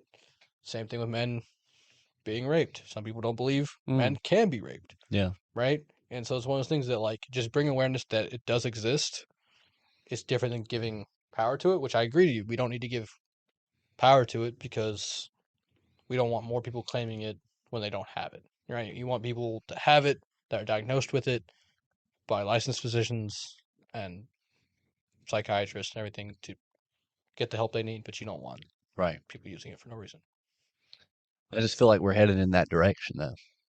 I mean, It's been pretty prevalent mm-hmm, of people just going, I can't do this because mm-hmm, my doctor said I am this way. mm-hmm, Whereas I think every human being that's ever walked the earth has had anxiety. I think there's levels to it, obviously, yeah, because you can see that, and mm-hmm, there's outliers in any case study that you bring up. But overall, I think every single person has anxiety mm-hmm, because we all want to be accepted. yep, And if you want to be accepted, then in some part of your body, you're like, okay, I need to shift or change a little bit about myself so that I can be accepted, mm-hmm, so that I can break this guard down in them and they can break the guard down in me. And then finally, I can become myself and the anxiety goes away. yep, That's the process of making a friend. mm, yeah, But now people are like, I need pills for that. yep, And I think it's kind of an odd coincidence that we're one of the only two countries in the world that is allowed to distribute and organize and play advertisements for pharmaceutical drugs on our television programs, and it's taking 75% up of those open options for advertisement. I think it's kind of odd that all of this is being pushed, and that instead of people going, maybe you need to seek out a community. Maybe you need to seek out going to the gym. Maybe you need to get in the sunlight. Maybe you need to eat a little healthier. Yeah. It's take this pill, it'll fix it. Yeah. It won't. Nope. Nope. I think that's the No. And the direction thing we're is, going. what's crazy about it, it's not just pills, right? You can't just work out to fix all your problems. No, but that's a great way to start. It's a healthier way to start, but you can also make it unhealthy, right? You Oh, can yeah. you can make working out unhealthy. If you become obsessed with it. You became obsessed with it, and you get body dysmorphia. You get start eating disorders and all that other stuff. It's a terrible way because you can do too much of a thing. Yeah. Of And anything. yeah, and so yeah, pills are not the best way to start, right? Of all the options, pills are probably the worst, Right. right? So picking gym, picking talking to somebody are obviously better, but if there's money behind marketing pills in the pharmaceutical industry, they're going to do it, right? They're going to push it. And if lobbying is allowed, which it is in the US, Mm-hmm. and we can't hold a popular election like you can in other countries like the Britain, if they're unhappy with their government, they can force a popular election, re-elect people, right? If we can't do that. So we allow lobbying. Lobbying lets pharmaceutical industry buy more votes. Pharmaceutical industry is going to keep pushing pills, even if it's not the best. And so where the kind of all leads to is the people that are affected by it need to kind of again be disciplined and realize like these aren't helping. If they're not helping, they're not helping. Just say Yeah. it, right? Instead of just taking more and more and more and more. Yeah, I think that's big. One of my buddies, he's been on the podcast a bunch of times and have talked about it. Kevin, he became addicted to pills after a surgery because his doctor overprescribed him. Yep. Because his doctor was influenced by the money cut that he could get by prescribing so many pills and so many prescriptions. So he was taking like 4 pills at one time in high school. And as somebody that's not a doctor, not in the medical industry, and doesn't have much history related to them, he was like, okay, I need to take these until the bottle's out. And then Yep. I go back. And then if I need more, he refills them and tells me because he's a doctor Trust. and he knows what's best. He went to Trust school them. for 8 years. Yeah. Yep. And you trust them. And he was addicted for 2 years. Yep. The most depressed he's ever been. He was a zombie. Mm-hmm. And he realized he had to pull himself out of it. He couldn't go and, okay, well, what pill do I take to get unreliant on these other pills that I'm Yeah. taking? What's a way that I can get out of it? Oh, just drink a lot. Okay, I'll do that. What's another way? Just smoke a lot. Okay, I'll do that. Yeah. And I think I don't know. I think there's a lot of people that the only way they see out is a way that's presented to them in a way from By that. somebody whom they see is holding power. Exactly. Yeah. And so that's why I'm a fan of promoting therapy. I think therapy should be provided like as in a form of covered by insurances. Mm. Like I feel like most jobs should cover therapy, right? As you same as you do doctor's visit, because for the most part, therapists don't prescribe things, right? But They it don't. depends on what you go to. If you go to a psychiatrist, they do. Go to Yeah. a therapist, Therapist, that's just counselor, anything if like you just that. go to Yeah. them and they're just talking, right? Hmm. You're just having a conversation.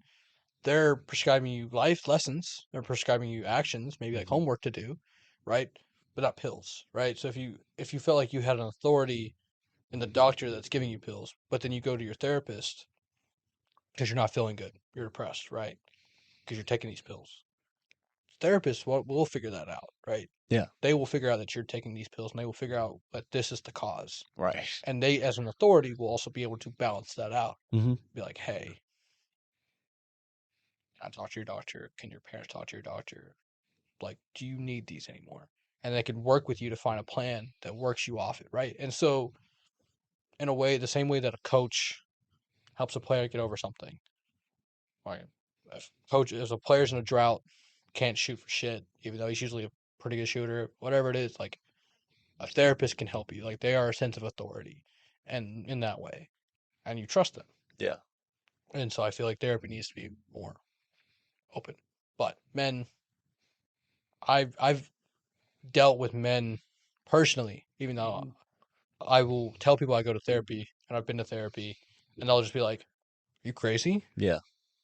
Have you been to a mental health institution? Have you worn a straitjacket?" Like they'll ask me these questions, and I'm Yeah. like, "No." I just go in there, I Mm-hmm. talk about what's ailing me. Sometimes I'll just talk about life, just in general, like what my day was like, and it'll lead to other things, right? When they start asking questions, much like a podcast. Yep. But um, they just don't understand it. They just immediately go to this guy's crazy, Yeah. which is the wrong way to do it. But if a girl goes to therapy, they ask what's wrong. Do you need help? Do you need anything else? Yeah. What can I do for you? It's very much a different switch. That's biology right there. Yeah. Big time. I also think it's the way people are raised. Men are supposed to be providers. You can't be seen as weak, right? Biology, yeah. Yeah. I mean, that's since the beginning of time. Yeah, but if you're seen it, but if Man a, takes care of the woman. yeah, but if a man is seen as weak and can't do something, is he less of a man? That's what biology says. Biology says it, but I think societally we need to get away from it because it's what causes a lot of it. Yeah, I think you have to realize that it's healthy for men to be emotional. Yep. Now, there's a fine line in that, No, yeah. There's a very fine line. healthy with being able to control their talk about and control their emotions Yeah, there you go. and learn to deal with them, Mm-hmm. right? Because a man can't be a good provider if all the time he's blowing up because he can't control his emotions, Yeah, right? He's going to hit his wife, hit his kids, lead, get cut from his job, whatever. So, in order to be the best man a man can be, they need an outlet. yeah, They need a sense of community. They need somewhere they can go that's not going to judge them for being open and weak. right. Because if you're open to a woman and you express how you're feeling about to a woman or something, you show them something in a time of weakness, and then they expose you or they use that against you later. It's gonna just stick with you. Yeah, it kind of scars you for a It while. kind of scars you. Kind of messes That's with you. something that I've got to work with is being able to develop trust again for a woman. Yeah. Because it's been kind of shot down a bunch of times. I know people that have been shot have been their trust has been shot to hell by women. So Yeah. they refuse to go to a therapist if they're a woman. They only go to men therapy. Damn. Yeah, they've been through some stuff, and like it's understandable. They don't trust them. They want someone they can trust in that role for Yeah. themselves. And what's funny is those therapists have always told them maybe you need a woman therapist Right. to build that trust back, Yeah. right? To build that trust up with a Yeah. woman. And it always cracks me up when they tell me that. But um, it's one of those things where it's wild how much like what we're taught as kids impacts us, right? Like I was taught to never cry, right? Yeah. Same as with most men, right? Crying's weakness. Mm-hmm. Not being able to do something is okay, but we're not taught that, right? If you don't know how to do something, immediately just weak somehow, Yeah. somehow, some way. Even though all these people are in our ear, like you need failure to grow, we're taught failure's bad. It's wild. I I was fortunate enough to have a dad that he was vulnerable in front of people. And Very fortunate. yeah, big time and eternally grateful for that. But I've watched him stand in front of people and deliver a speech and he's crying in front of a group of 50 men. That takes guts. And yeah, big time. Respect. Um but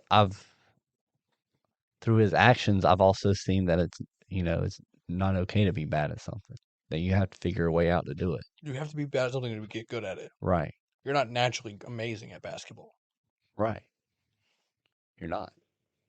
But I don't know. I think a lot of men want to get really, really good at stuff without anybody seeing it, and then when it's time to perform, everybody thinks that they were just always that good at it.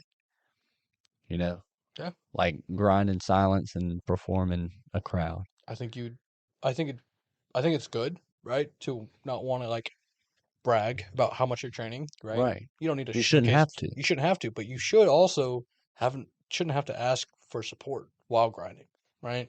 Yeah, you don't. That's where discipline comes in. No, but like you shouldn't have to ask for it, but you should also Oh, receive it. you mean like okay. Like if I'm working out Hmm. 24/7, just Yeah. grinding, trying to reach a goal, trying to hit a certain weight limit, trying to lift a certain amount, whatever it is, Hmm. get to the league, whatever it is, right? I want to be disciplined enough to do it on my own, but I'm a man enough to realize that I'm not, right? I'm a man enough to realize that I will have weak moments. I'll have moments where shit did not go well, and I need someone or something as an outlet for something that I love, right? And that's where people get fucked up.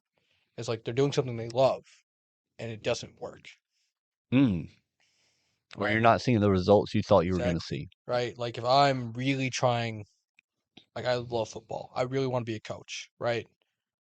And I get fired, right? That would devastate me. Yeah. I'd feel like I was like, fuck, this is what I've always wanted to do, right?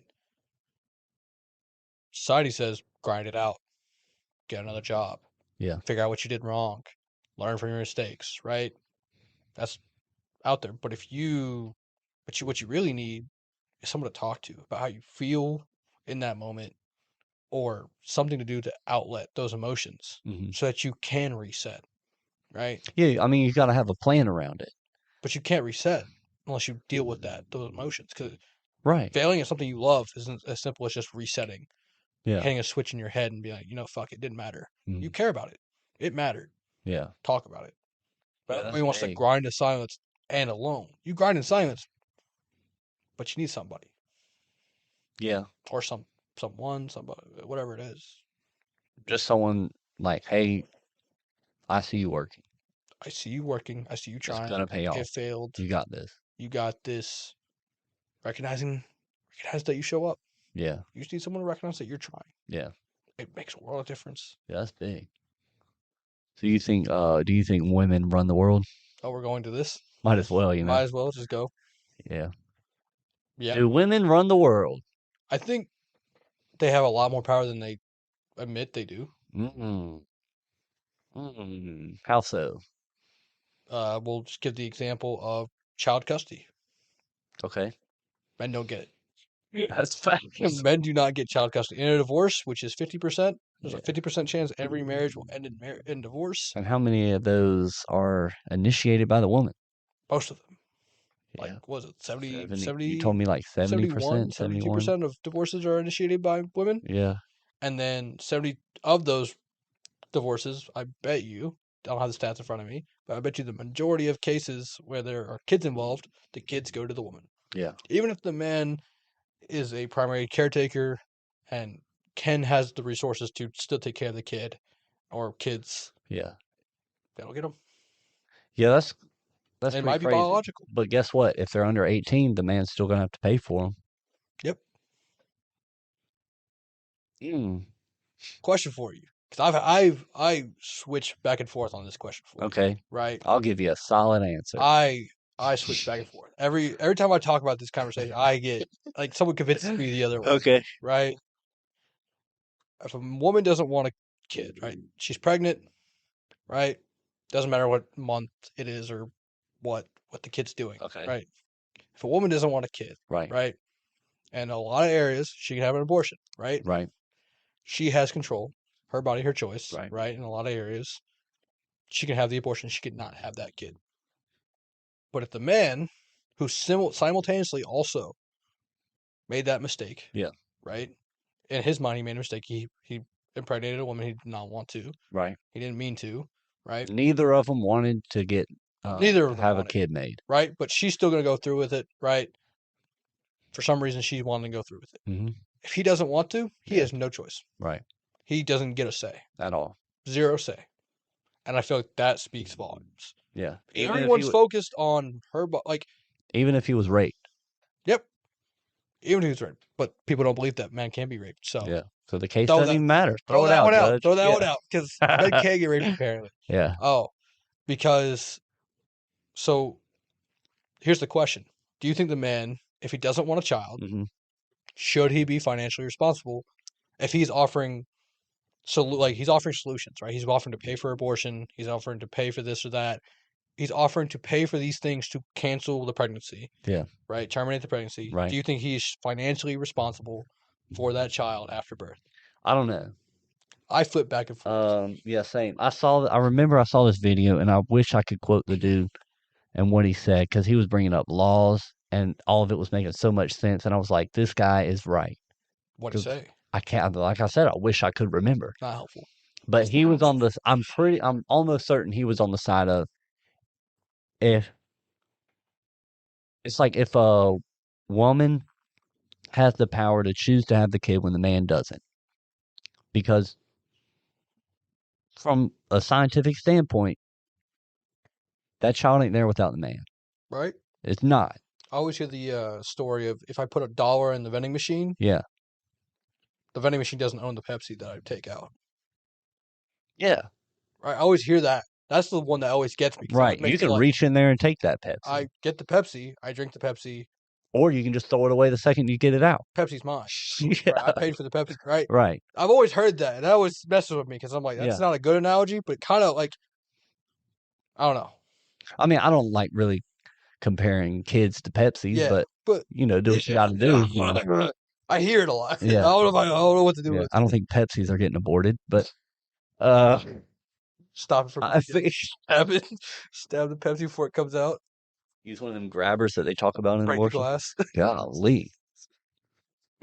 Um, I think if the woman has the power to choose whether or not to have the kid, the man should too. And I think the man, and this is my opinion right now, the next episode I do is probably going to be different. It changes. Yeah, and I'm okay with that. I'm 24 years old and I have the ability to change my opinion You're based old on as fuck. facts that I, research and read into it more. And I'm not doing any of that right now. So Yeah. I'm speaking from the heart. Yeah. In the Um, spirit of true equality, though.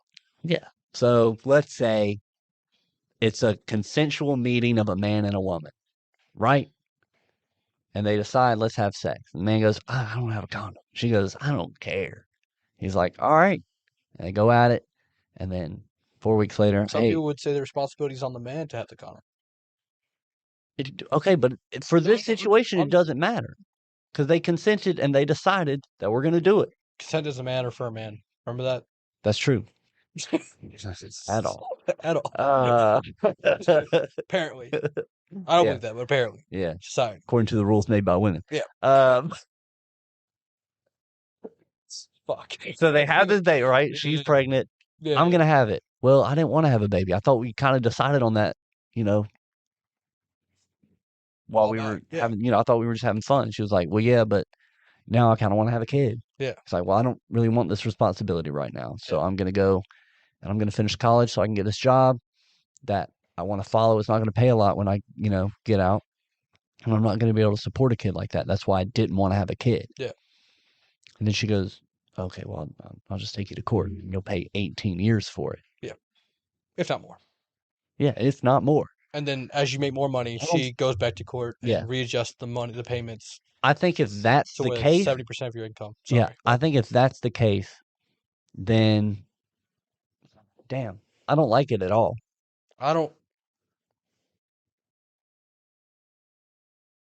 I think a man should be responsible for a kid he puts in this world. And one aspect, Yeah. right? You did do it. Yeah. Take responsibility, right? That's You one gotta hand on do me, it, yeah. right? But another hand on me is why, if a woman can choose, So you can just be like, I'll just kill it. why can't a man just? Why? Because what if a man wants a child, but a woman aborts it? Yeah, because Because he can't do anything about it. that is crazy. Yeah, Because all right, so what? Are you okay with talking about abortion? sure. Okay, so the whole argument of abortion is a woman's right to choose because it's her body. Mhm. Do you think a separate human being in her body is her body? When do you define them as a human being? That's the argument where I've always, when they have a heartbeat, I feel like they're a human, Yeah. right? Once they have a heartbeat, they're whatever that third That's what I've trimester seen. it is. Yeah. Once they're third trimester, once they hit that point where they have a heartbeat, after like however many months it is, that's still to me they're human. And I don't but know. the hard part is legally, you're not a citizen until you're born on U.S. land soil, right? If you're born on U.S. soil, you're a U.S. citizen, right? Whether that is a military base abroad or here. Yeah. So you're not upheld by any country's laws until you were born, because that's how most places are, Right. right? I Now, just don't think laws should so it's not deviate murder. whether a person is a person. I mean, they do though, like because we I count. know. I'm just saying, like that. That's my Yeah, yeah. belief, though. Like, But I think there's a certain point where man has taken control of things that he shouldn't have taken control of. like aborting a child after it Yeah. has a heartbeat. Or aborting like a child in general. Like, I don't think it. I don't. I need to look at like the months when stuff Yeah, starts. But like, I think it's the second trimester. yeah. I think it's the second trimester, But like, there's a maybe. I'm not- back to Bill Burr, Yeah. one of the greatest comedians of all time. Okay. He has a He's great joke about abortion where he talks about he's baking a cake. doesn't involve Pepsi. Nope, he's Oh, baking a cake, mm, I like and Pepsi. he puts all these ingredients together, right? Eggs, flour, sugar, butter. At what point does it become cake? That's what he's saying. He puts it in the oven, right? The oven's at 350 degrees. Somebody comes in, takes his cake, throws it over the floor, right? And he goes, "What the hell is making a cake?" And they go, "That wasn't a cake." He said, "Yeah, but it was about to be." Mm, It's the start of a human life. So the yeah, human life progresses, right? yeah, When you're born, you're a kid. You can't do anything on your own. yeah. It takes the dependency of another human being to keep you alive. Yep, Without it, you would be dead. yep. Same with most other animals. Yeah. Yep. Most, yeah. Most animals, you have to. The dependency period changes, but you are dependent, Right. right? But yeah, like you go through baby, toddler, Yep. small kid, teenager, young adult, Yep. adult, Yep. then you're an adult, and then you're an old person. And then randomly at the age of 18, you're allowed to instead of asking to go to the bathroom, you're allowed to take out multiple $100,000 to go to college. But Yeah. it's been it's a 1 year difference. Just we decided 18 was the Yeah. year, So even it's though like, that's not the year you were actually fully mentally developed. But yeah. that's the year. Yeah. So like why is the argument that a kid should be able to be aborted at whatever trimester, whatever age within the womb? Why is the argument, well, it's dependent on the mother to progress through life and, gain the function of a human being? Why couldn't you just kill anybody under the age of 3? Yeah, fair, fair. You know? Yeah, I don't know. I don't know, man. It's not for us to decide, sadly. But That's the whole point. yeah, Why does one group of people that are also a separate entity aside from the tiny little person, why do they decide? When none of it would have happened without the man. mm, mm, Boy, we are talking some controversy in here today, gentlemen. we are. We are speaking some controversy, I think it's also we can also bring up like besides child custody, right? right? We can also talk. Um, we brought it up earlier, but like men's mental health, Hmm. right? A lot of it comes from how much we put on women, right? How much of your mental health swings based on how women treat you. Like as men, we do have to take some responsibility Yeah, in the way that we allow women to take up a mental health space in our mind, right? We have to take some responsibility, right? man, Now, some things like it's just people treating us bad. We can't help the way we feel, losing a job. right? Women treat us bad, but bosses treat us bad. That's just how we feel. But some things, it's like we gave them too much energy, control over our mental. Yeah, So we do have to take some responsibility. right. But I think we were not given like the tool societally to deal with those things, Yeah. as well as and the support. I think it's the biggest thing. Hmm. Like if a man breaks up with a woman, more people check on her than if a woman breaks up with a man. Hardly, like maybe one or two people. And the solution for those two people will be going and taking that guy out to drinks. Yeah. Yeah, like if you got broken up with, I'd probably offer to take you out to get a drink. And I would go. and you'd go. I get trash. That's probably not the most healthiest thing. We do have to take this. We do have to take Yeah. some responsibility for that. Yeah. Because it's not the way we're taught to talk about. Yeah, that's Yeah. good point. Yeah. Thank you. You're I welcome. make a few good points Yeah. every once in a while. Yeah. But yeah, it's just going back to taking responsibility Mhm. and being taught that. But And- being taught that in all aspects of life. and also like responsibility, but you need support. We're Yeah. we're looping all this together. We are. We're just wrapping it in a big old package. This is beautiful. Like you need discipline, you need responsibility, but you need support. So where does that come from? Support? No, just all of it wrapped up. Where's the big gift come from? Me? Yeah, because you don't set boundaries, right? Yeah, I don't have. I'll say no. If you need help, I got you. We're gonna put a hotline number under you for this whole podcast. My phone number is a hotline. Yeah. Oh God, I already get enough spam calls. I put in. I was trying to find a place to live, and so I put my number into some of these websites to help me find a place to live. Oh boy. And then I have not stopped receiving calls. I receive about 12 calls a day. Texts, they text you now, which is awful. Mhm. I don't know if you know that, guys, but they text you now. Text stop if you know what. I text stop. Yeah. And they don't. They keep going. They yeah. keep fucking going. I did that with insurance. Yeah, it's awful. It's so bad. It's very It's bad. terrible.